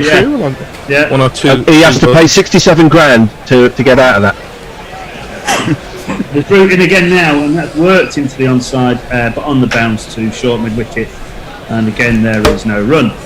2 balls left in the over. He might develop a Ryan Giggs like twinge. As that's whipped out through mid-wicket, Zach Crawley to do the fielding as they come through for one, bringing Asad Shafiq on to strike. He's 15 out from 44, Balarazam 38 from 69. And that is worked behind square into the onside, but they will not take a run. That completes the 76. Pakistan 151 for 3.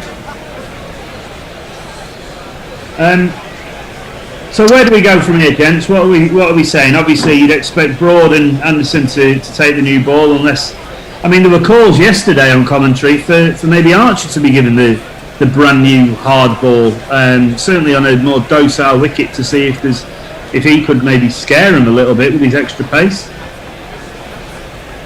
I think the ball will be new enough for 12, 14 overs for everybody to have a go with it, honestly.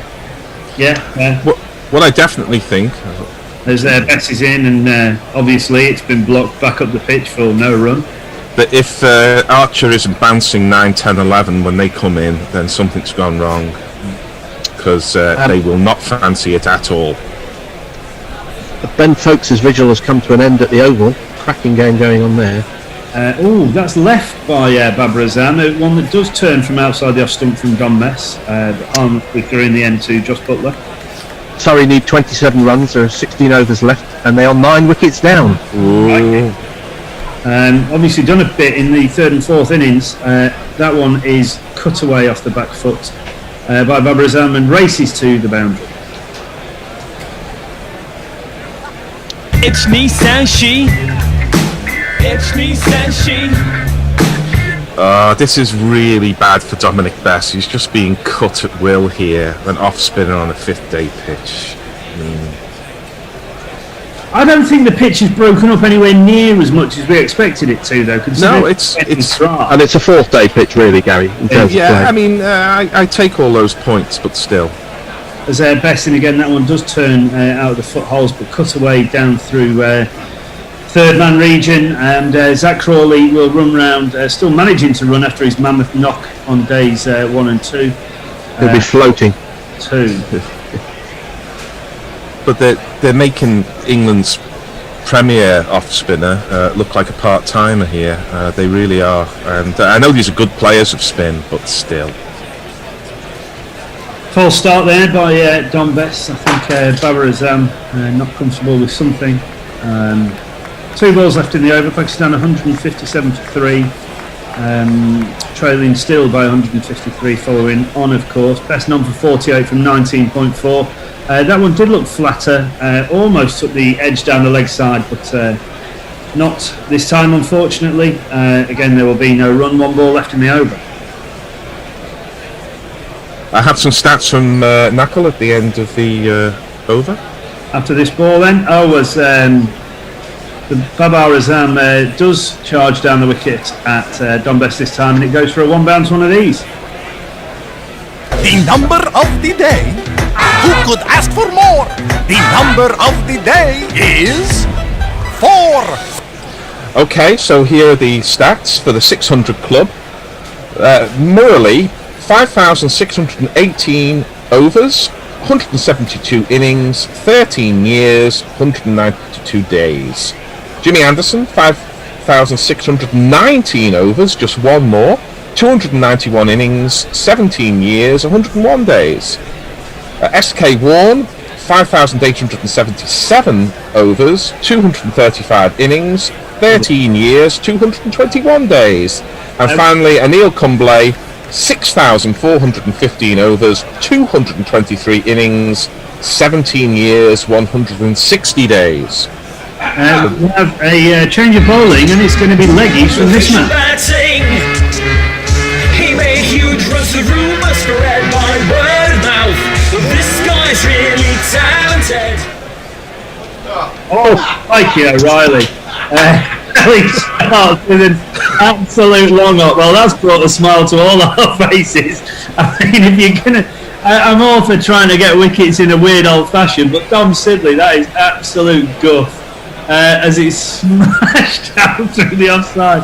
Maybe the deep point fieldsman for Dom Sibley maybe not such a bad idea, but his catcher. And that's a fully. That's a full bunger as short extra cover can't get down to it. Stuart Broad definitely being made to work for his money as he trots around to deep extra cover, and they will come through for another 2. Somewhere between the last 2, Sibbers. Yeah. It's rather blown Root's plan to get through the overs quickly because they're spending all that time chasing the ball. There's Sibley, and again, and this is going to be given a wide, I'm sure. Has he no ball? Right. So any spinner who bowls a no ball in my side gets heavily fined. It should not happen. Wow, this is awful. So Sibley in again. Our last over comms gents might last us quite a while here.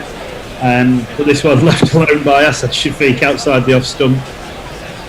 He's been known to open the bowling in T20 cricket quite a lot. Don Bess. For who?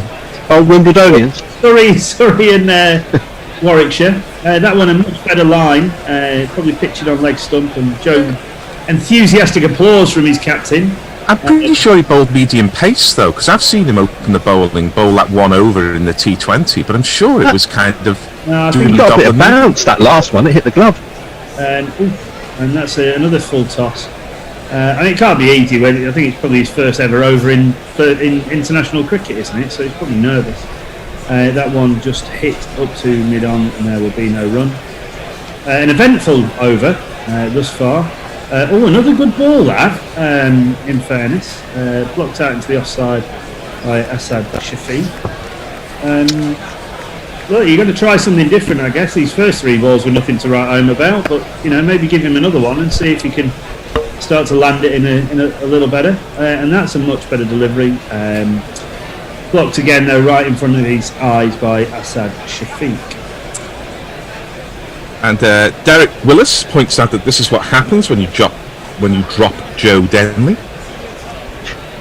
Incomplete is over, and that's another flighted and delivered delivery, but that has been played away by Asad Shafiq up to mid-on. There will be no run, and I believe we'll have a change. When you drop Joe Denley, you have a number 3 who makes 260 runs in an innings. Yeah.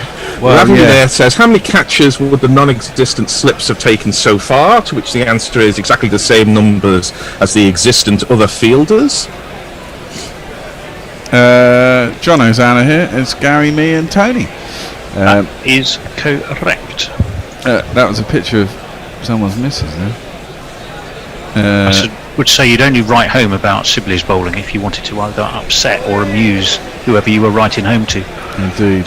And he's an off-break bowler, apparently. That's not off-break, that was a leggy. That looked remotely like an off-break, but maybe I missed something. No, and he bowled 2 no balls on the trot. But hey-ho, shit takes wickets occasionally. Well, not on this occasion. We wanted another one before the new ball, didn't we? I mean, I put £3 on England to win, because it was 9-1. I thought it might happen. Defended into the leg side, out to mid-wicket. Rory Burns is fielding, and there ain't no run. 78.1 overs. So we're going to get the new ball, guys. At least we get a bit of excitement. What's Dominic Best trying to do here? Not a lot. I'm with you, Gary, on Dom Bess. That's a better ball. It's kind of on middle and off. Foxed Babber a bit, but he got his back down and it went to the man on the 45 and he got a single. As we watched Joffre bowls left arm spin. Yeah, apparently he does. Yeah. He's looking for an over, I think, with left arm. He bowls leggies. He's been known to bowl the odd leg break in the nets as well. Well, Bess chucks that one up and bunted back. He trips over Babber's bat, which doesn't allow him to get the ball. And there's no run. No, I mean, to be fair, none of the wickets they play test matches on have been particularly helpful to him. But that's going to be the case on 90% of wickets in England. Well, exactly, which is why he doesn't get the practice to be an international test spinner, probably, and that's defended back down the track and there's no run. But we know we have better spin options. We know that Moeen can turn the ball. We know that Jack Leach definitely can turn the ball in England. Yeah, that's true. I mean, Moeen kind of ruled himself out for a while, didn't he? Yeah, Best, he did. Played up to mid-on and there's no run, so there might be a bit of hesitancy to go back to him. Leachy, I think, is a better bowler and he hasn't had a go all summer. I agree. And then on the other hand, you know, in the 5 games that he played previous to this, he'd only bowled in 2 of them. 3 of them, sorry. He hadn't bowled in 2.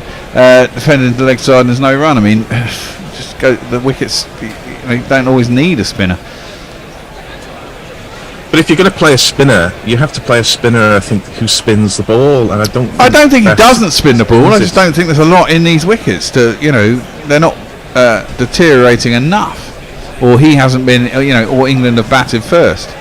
Yeah, well, I understand, but I still think there should be more threat, especially in I think it's difficult when the wicket is really unhelpful, and I think I mean, he's got a couple of decent wickets. I mean, he has got a couple of decent wickets, but generally, I don't think he bowls a consistent enough line. He bowls. I think he bowls too flat. Doesn't get enough revs to get it up and down, and therefore it's easy to play. Rooty bowls, and it's played up to mid-on. They'll scoot through for quick single, good running. And when the new ball comes, I go with no Joffrey. Drift, and he gets no dip because he doesn't get enough revs on the ball. Well, exactly, that's the thing. And that's difficult. To be fair, it's difficult to get enough revs on the ball. It's difficult to be the one spinner that England play as well. Well, yeah. That's clips into the leg side and there's no run. He doesn't. I mean, they've been comparing him a lot to Nathan Lyon. He does have that angle on the ball. He does get pretty good revs on the ball. It's just not consistent enough. Clipped nicely out to deep mid wicket and there's no run. I mean, I presume he takes. That's 50 for Babar Azam. Jesus, that came up quick. I didn't even know to clock that. Let's give him a jingle.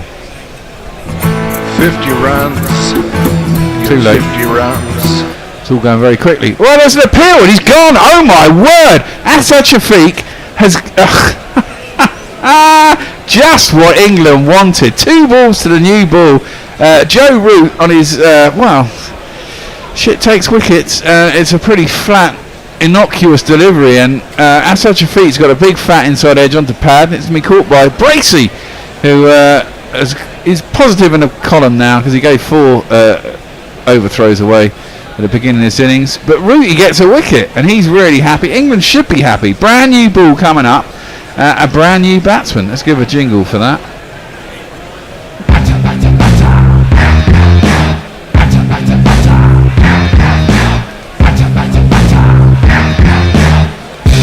On your bike, mate.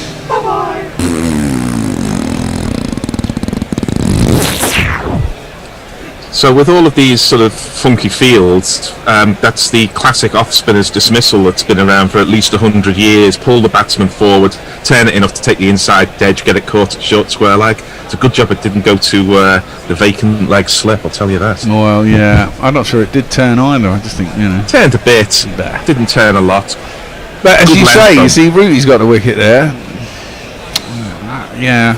I mean, I did slate Don Bess earlier and I felt a bit bad about it afterwards, and but I just don't think he's good enough. He's played about 12 test matches or something. He's not, he's got a 5. He got a 5. He bowled all right in South Africa.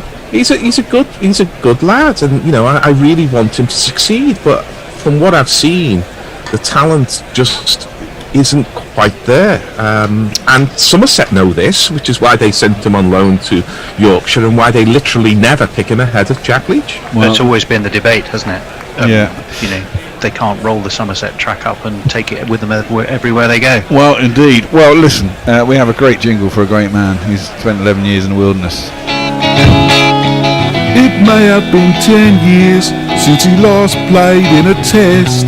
Maybe they didn't pick him 'cause he just needed a rest. You could have watched all a Game of Thrones and gone on your own quest while you're waiting for Tariq's son forward. That is a fucking great jingle. I love that. It could have been written by Bridie Bragg. That's defended back down the track and there's no run. I imagine that's what he'd write about Forward Alarm if he wrote a song about it. 172 for Pakistan. New ball is due and 1 ball. We get the exciting times. Defender back down the track and there's no run. And so there's 42 left over in the day. They had 26 overs till new ball when they came out. So there's potentially, and it's only 5:46, and apparently they can go to 7:30. So yeah. I do want to change this match. I'm looking for a new ball England. So Well, yeah. Interesting to see what they do with their slip fielders. It does look like it's being taken as well, Bear. It's on its way down the steps. Well, we shall give it a little tune.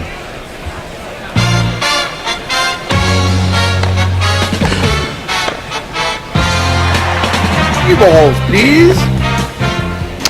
And they have taken it straight away. And I would, I give it to bloody Jofra. But they're not going to. Well, I mean, I'll give it to Jimmy at one end, but I'll give it to Jofra at the other, just for 3 overs. See what he can do with a new ball. Really hard, new shiny P. Let him rough him up a bit. And with not Fred, 2 overs each. Well, yeah. Keep it coming. And that's true. So minimum overs remaining 18. That's minimum. And I think they can go to 7:30, and they should be able to get more than 18 in. They've got nearly 2 hours. We're just shy of 1 hour and 40 minutes at 14 overs an hour. They should get about 20, 22, 23 in. Haven't got through that bit with the spinners. Oh, now we're in the game here. Jimmy's back. We're going to give him a jingle, and his first ball swings away, but it's on a wrong line, and there is no run.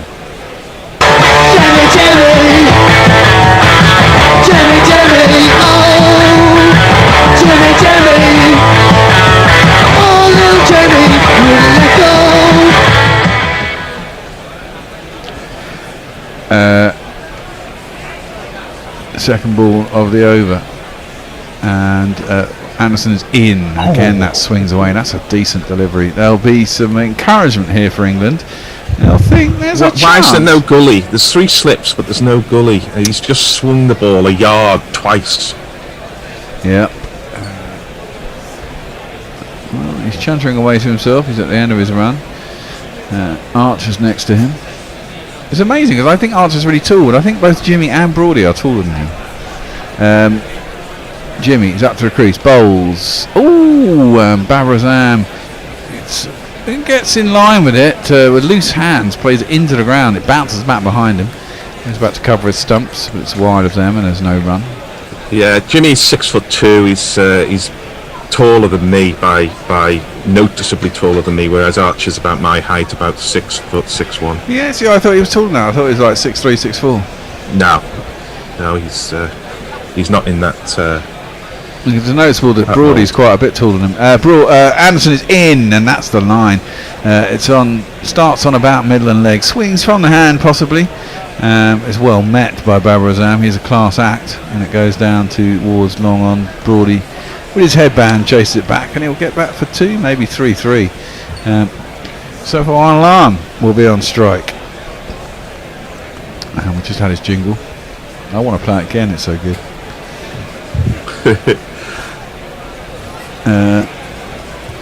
Jimmy Hurst 2 for 36. If you didn't hear earlier, if you weren't around, he's got his 600th test wicket. So that's done and dusted this summer. So now all that can be put to rest, and it's up to him now when he decides he wants to retire or play on till.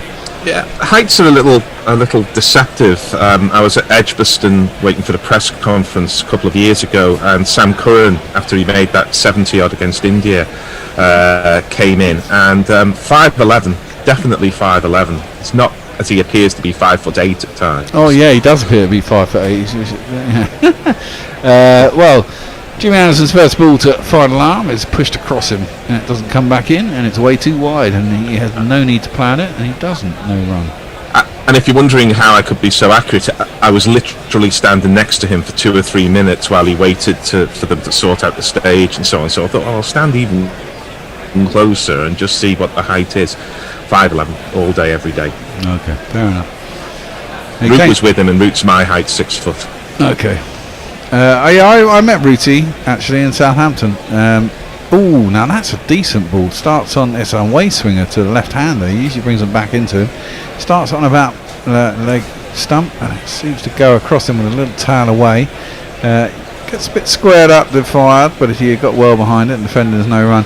Yeah, I got into an elevator with Rooty after the World Cup when they beat, I think it was the West Indies, and it was at Aegeus Bowl. And I'd just been having chicken wings with Clive Lloyd. The way you do. Drop those names in there, yeah. And I got on a lift, and Rooty got in there, and it's full of England supporters. He looked a bit startled, really. There's no one with him. Some bloke said, "Well done, Rooty." I said, "Well done, mate." And then he got out and hurried off when we got to the next floor. Babrazam is going to face up. He's on 53 not out, 84 deliveries. He's looked classy as he always does. But he does get out, Babrazam. We've seen this. Well, his average over the last 2 years in tests is 67. Fantastic. Maybe they haven't played that many tests, but I think his highest score is 69, and maybe Wrong What, in that. Babar But he Azam? certainly hasn't gone on. Babar? Oh, what, in this series, you mean? Yeah. Yes. He's looked really good when was. he's been at the crease, but then he's not at the 69, crease. 5 and 47. Oh, and he gets beaten on the outside edge there by Brody. And see, I'd have had Joffre here. I'd have given him a go, because that's 79 miles an hour. We'll give the headband a play. Sweep the leg, Brody. Got the best headband around. Something has gotta keep her down. Got the best headband around. Your ego ain't gonna be kept down. Got the best headband around. Even though your hair is thinning now. Angled in. His voice is high-pitched and... And it's defended. Back to the bowler. No run. Few tweets coming in. that was just- Messi Jez says, I may turn 70 this year, but Sibley's bowling has made me seriously consider a comeback. Cuckoo Life says, Jimmy gets his 600th, but Maguire will be all over the back pages. Yes. Typical. Nikesh Ragani says that puts a lot more context than just how many balls they bowled. We were looking at how many games they took to get to their 600s. Muttley says, Crick Info is broken. What's the actual score? Oh, that's got to be close. Have we got reviews? Yes, we're in the second innings. I would have a review there, mate. Unless he's got a bit of bat on that, which he could have done. It's gone down to It's gone down to a fine leg. It's angled in. It might have hit him outside the line, but I think it was coming in to hit the stumps. Look, fuck it. It's the end of the game. You got 3 fucking reviews, and you're going to be off the field in an hour and a half. Jesus Christ, man. I think it was going down the leg side. I don't think it was going down leg side. It's a question of whether it ducked in. Oh yeah, it is actually. Forget it. I was absolute nonsense. I was being a bowler there. No, it's angled. It's hit him in line, but it's a missing leg stump. I thought it. Well, you see, that's the funny thing. When you watch telly, I thought that was a perfect in swing and it hit him about middle and off and was going to ping out leg stump. That was my first impression. On replay. We'll just call you Stuart Broadbear. Yeah. Clipped nicely off his toes by Babar Azam for the 4th ball of the over, down to Archer, who's down at long leg and there's no run. Jeff Perkins' reply to Messi Jez was, you might have turned 70, but of how many deliveries? Touché. Ackle says Murali's workload was astonishing, and talks about England's management of Anderson. Could have been better. Well, I don't know. I mean, there was that whole period, wasn't there, where they tried to remodel his action. Yeah, they've been pretty good in the last 10 years. Yeah, Stepped exactly. aside from the white ball stuff. He plays early season for Lancashire, but then doesn't so much after. I think they've got it right with Anderson. The proof of the pudding is in the eating. He's 38 and he's still the leading seam bowler in the country. So Yeah, absolutely. Just trot him out for test matches, that's fine by me. I mean, all the codes of all the formats of widened apart. Yeah, where they over got the it years. wrong is they let him play that first Ashes test last year when he clearly wasn't fit, and that was an error. But one thinks that Jimmy was complicit in that to some extent. Yeah, totally. Broad around the wicket, too far alarm. It's gone down the leg side. He kind of jabbed at it, didn't get anything on it. It was taken by Butler. There's no run. 178 for 4. They trail by 132.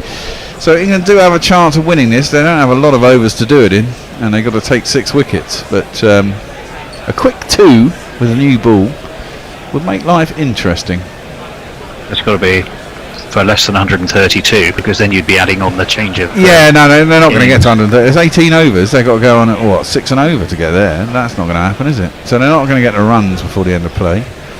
And Unless England go completely on the attack and leave Well, yeah, true. gaps as a result, which could happen. And they're not going to score at that rate, surely, because they'd be foolish to be. No, I don't think the intent is there from Pakistan, No. unless they're facing Sibley. When you know, it's very hard not to hit. I mean, this is it. How many overs do England need to get Yazir Shah, Shaheen Shah Afridi, Mohammed Abbas? Probably and, 10. You'd have Nazim thought. Shah, 5, I'd say. Yeah, well, they could do it in 5, but you want 10, I think. That's played up to mid-on. There's no run. That's 60 balls. You'd want 10, but with 5 overs to get those 4 out, I think that's a coin toss. Yeah, I back Pakistan to get that. I think. Jeff Perkins says we need to get Alam onto the back foot as he has a good forward defence. No, boom, boom. Somebody called Nigel Henderson. Nigel Who's Henderson says, nothing signals the last knockings of a test summer than the final hour. Come on, Jimmy, make it a memorable 15 to assuage their melancholy, or come on, Barber, let's have some fireworks. Well, I'd rather it's on Jimmy's mind side. which way that goes. Well, there's more horrible cloud coming in, so we might not get any of that. There was sun out not that long ago, but now it's cloudy. That's tailing in to the pads of Babrazam. Clips that sweetly down to backward square leg. Will pick himself up 4 runs. 1, 2, 3, 4.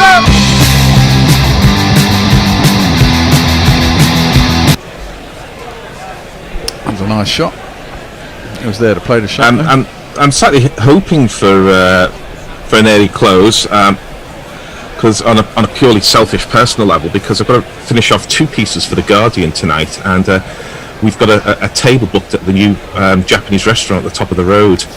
Me and Jesper are going to sample it on King Rishi's tenner a go thing. So I've got a bit of writing to do as soon as I come off the air. Plenty of time. How many words? 500 a pop. Jimmy is in, bowls. Oh, that is driven at, edged, outside half of the bat. Bit blocky, but it's going to make it all the way down to the backward point boundary for another 4 runs. There's not Wet one out ball there, for man. me. I must have 2 or 3. I need 4. Look at Bess is just sodden. He's just slid out. I mean, they did say on the telly that basically over the boundary rope it is just water, and Don Bess has chased that down. He slid over the boundary rope into the ground, taking a big divot out. As soon as he's gone over there, it's like he's gone into a fucking massive great puddle, and you can see the spray tracing him. See, my point is, what the hell's he doing that for? Yeah, well, I want to get picked in the next game, Gazza. Well, that's that's where the coaches should be saying no, don't do it. Yeah, well, that's true. Jimmy in at the pads. Babbage clips it down behind square for a single.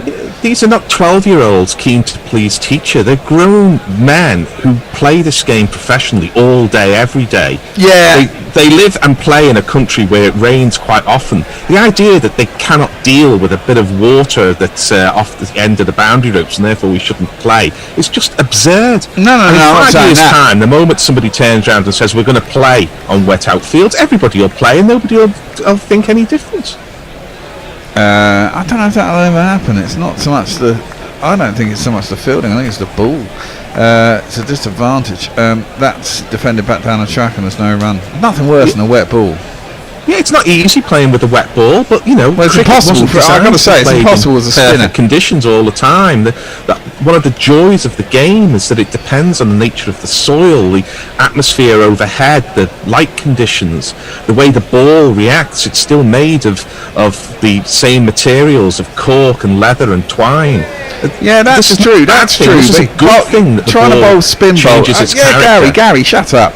Trying to bowl with a wet ball as a spinner is fucking hard, man. It's like a bar of So soap. you have the seamers bowl. Well, it's not so easy for them either. It's soft. It makes it a lot easier for the batsman. That's left alone out through to the keeper, and there's no run.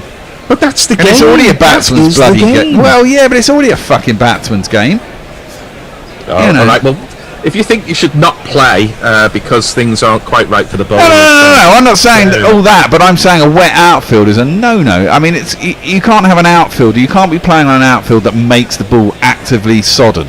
That's absurd. And they do in T20 and they do in ODIs all day, every day, and they play in club cricket every single Yes, night. and it's not pleasant. I fucking hate it. I'd rather go I'm off. not saying it's pleasant, but you know, if I'm on £250,000 a year, I'm going to expect to play in conditions that aren't pleasant every now and again. Well, no, I disagree with that.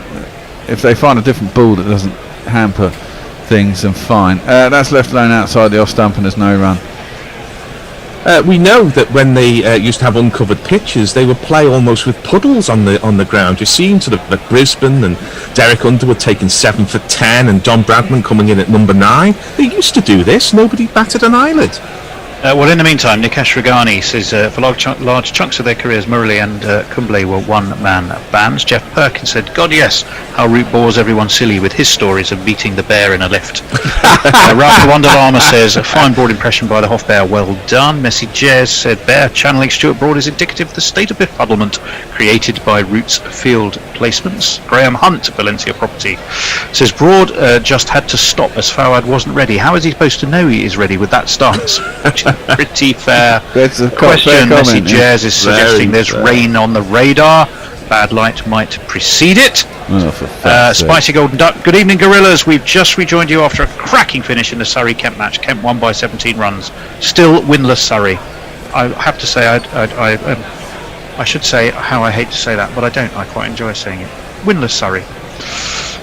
Ralph Wonderlama, the Wonderlama says, classic intra-grilla outrage levels achieved. Excellent work, chaps.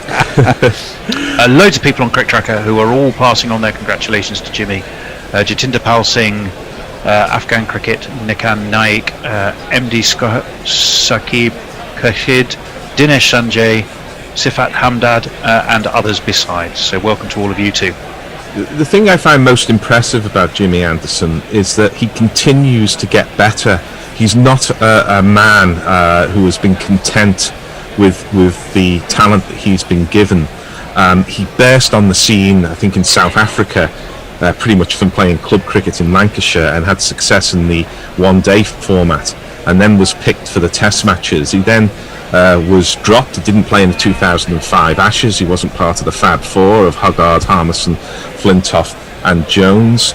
But then he came back, and there was a feeling that he needed help from the atmosphere or from the pitch to take wickets. But he developed the wobble seam, he developed cutters, and he's constantly improved himself. He's thought hard about how he can find different ways of getting batsmen out in different conditions, and he's pretty much succeeded wherever he's gone in the world. I don't know what his record is like in India, but he used to be said that his record in Australia wasn't very good, but he certainly had a good tour in 2010-11. And he was top wicket taker. He was top wicket taker last time. That's what's most commendable about him: his willingness to be successful, but to work hard to succeed further. Well, I think that comes, doesn't it, with longevity. You get a chance to play in all these conditions more than once, so you get to learn from your previous outing there, and you go, well, actually, if I try that, and your craft gets better, you bowl more and more overs. Last hour we're in now. Well, that's interesting. I don't know. I'd like to see the same about Moeen Ali, but his bowling, as for various reasons, perhaps, is certainly no better than when he started. And Mo's a funny one, isn't it? I mean, lots of players who go backwards. Yes, but I mean, I'm talking about the greats here. He's talking about a great bowler, and he has learned everywhere he's gone. And he was the top English wicket taker last time in the Ashes. When I was saying I wasn't sure that Jimmy should be out in the Ashes in 2017-18, because I was like, he's not fast enough. Broady is in, left alone outside Babar Azam's off stump, and there's no run. And all credit to him for it, and that's why he gets the longevity he has. And he's not the quickest. He was quicker when he was younger, but he's certainly not the quickest now. Is that it? Oh, for fuck's sake. They've shaken hands. Well, I'm blowed. Well, okay, they have shaken hands. There's an hour to go. Jimmy got his 600th wicket, and they've decided they're not going to get 6. That's a bit slim. Unless the light's coming in and they know rain's going to be here in 10 minutes. But there's World Test Championship points available. If England don't get to the final for want of I think they get 13 points instead of 40 for this draw, then playing on for another 8 overs, getting a couple of quick wickets, and all of a sudden you've got Yazir Shah at the crease. I think I'm a bit disappointed with that, but it rather squares with my view is that with light, with outfields, with so many other things, cricket takes the maximum number of opportunities to not play cricket, and I've been confused by this since I started watching the game in the 70s. There are so many ways that they find to avoid actually doing that for which they are employed. I find it extraordinary, really. MS Dhoni came off in a similar situation, didn't he? I think they might have even been 5 down. But I wonder if they were even just thinking a little bit, where do we want this English summer to end? Do we want to end it in the dressing room?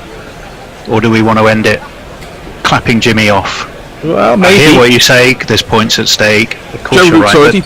Joe Root's already taken a wicket, so if the light came in and they had to go to the spinners, and they can do that. But if this is so Jimmy can walk off to the applause of all and sundry, I think that Test match win is more important. I think he would say that too. Whilst it's happening. Yeah, well, they are walking off, and Jimmy has led them off the field. He's been given a tip of the hat by Azhar Ali, and all the Pakistanis are congratulating for it. And Waka Yunus was there shaking his hand and nodding in approval, not surprisingly.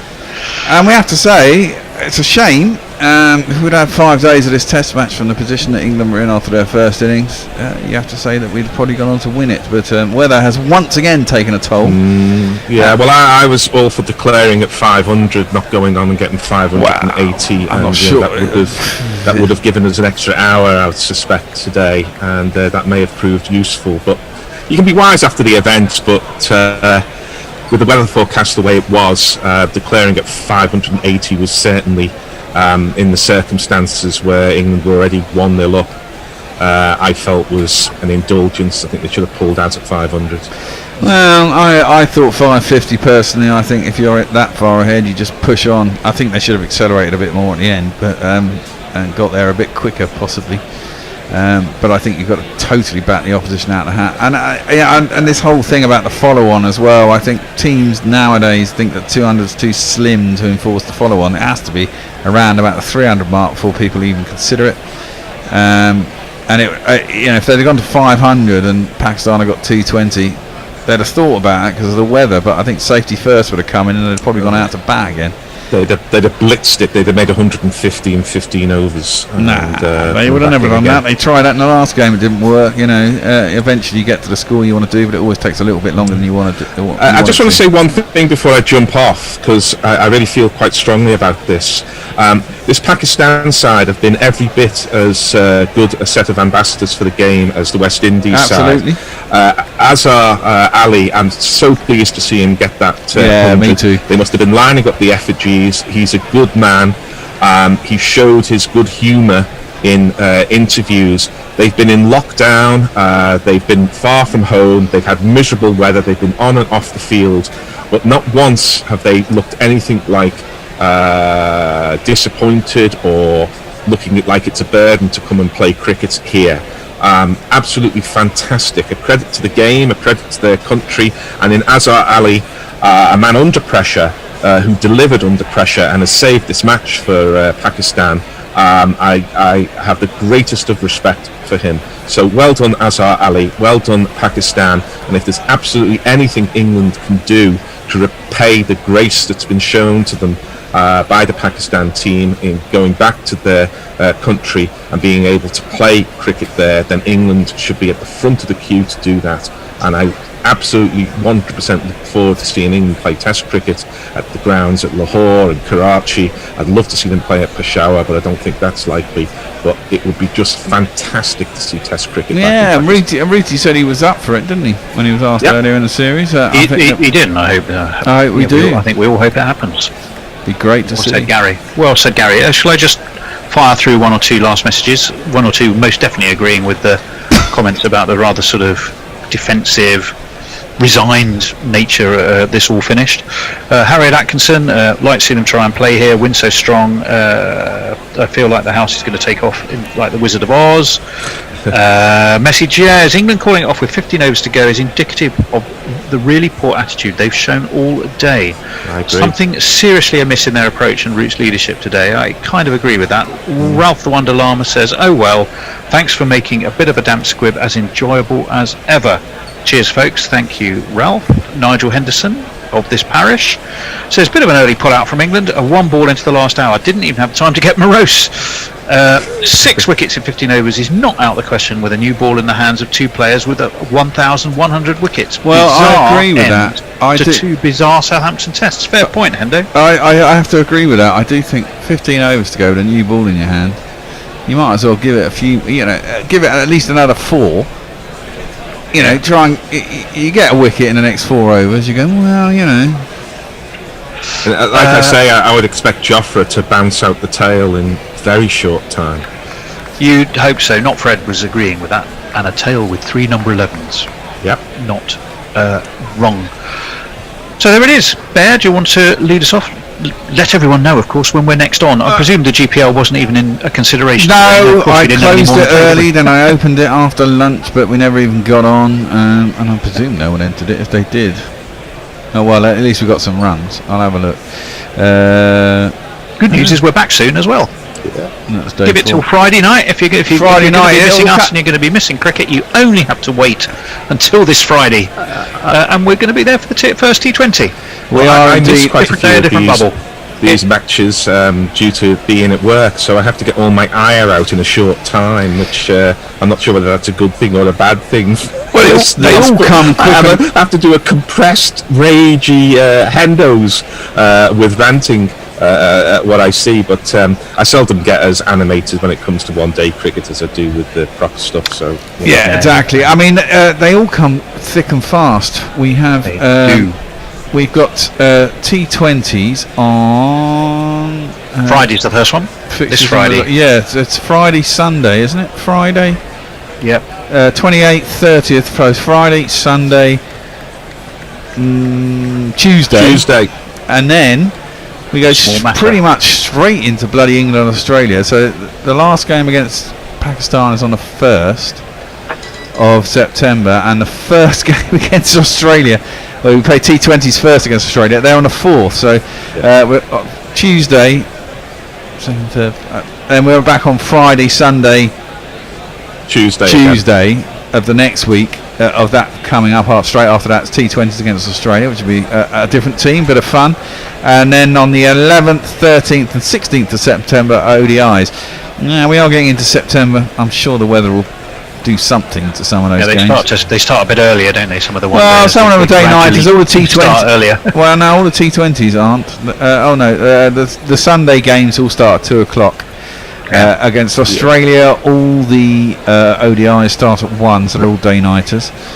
And I'm pretty sure the T20s are 6 o'clock, 2 o'clock, 6 o'clock for the Pakistan games. I think we'd be very unlucky to get a September as grey and rainy and dank and dismal as August. September's often a pretty good month, really. It can get chilly in the evening. Can be. Not a great month to watch cricket, but it's not a bad month to play it. Yeah, that's fair enough. That's true. Well, so that's it. The Test summer is over.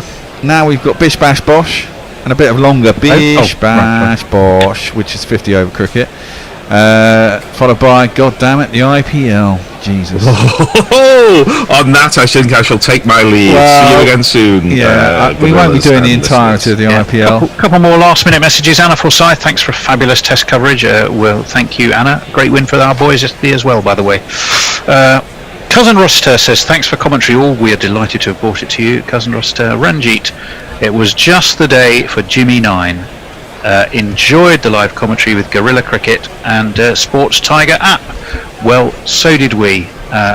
Bit of a damp squib in the end, but a moment of history was recorded, and we were all delighted to bring it to you. Yeah, we are indeed. We shall play the theme tune to get us out of here, and well, don't despair. We'll be back on Friday. Sure will. Take care. Until then, take care. See you later. Bye. Guerrilla Cricket. Whoa.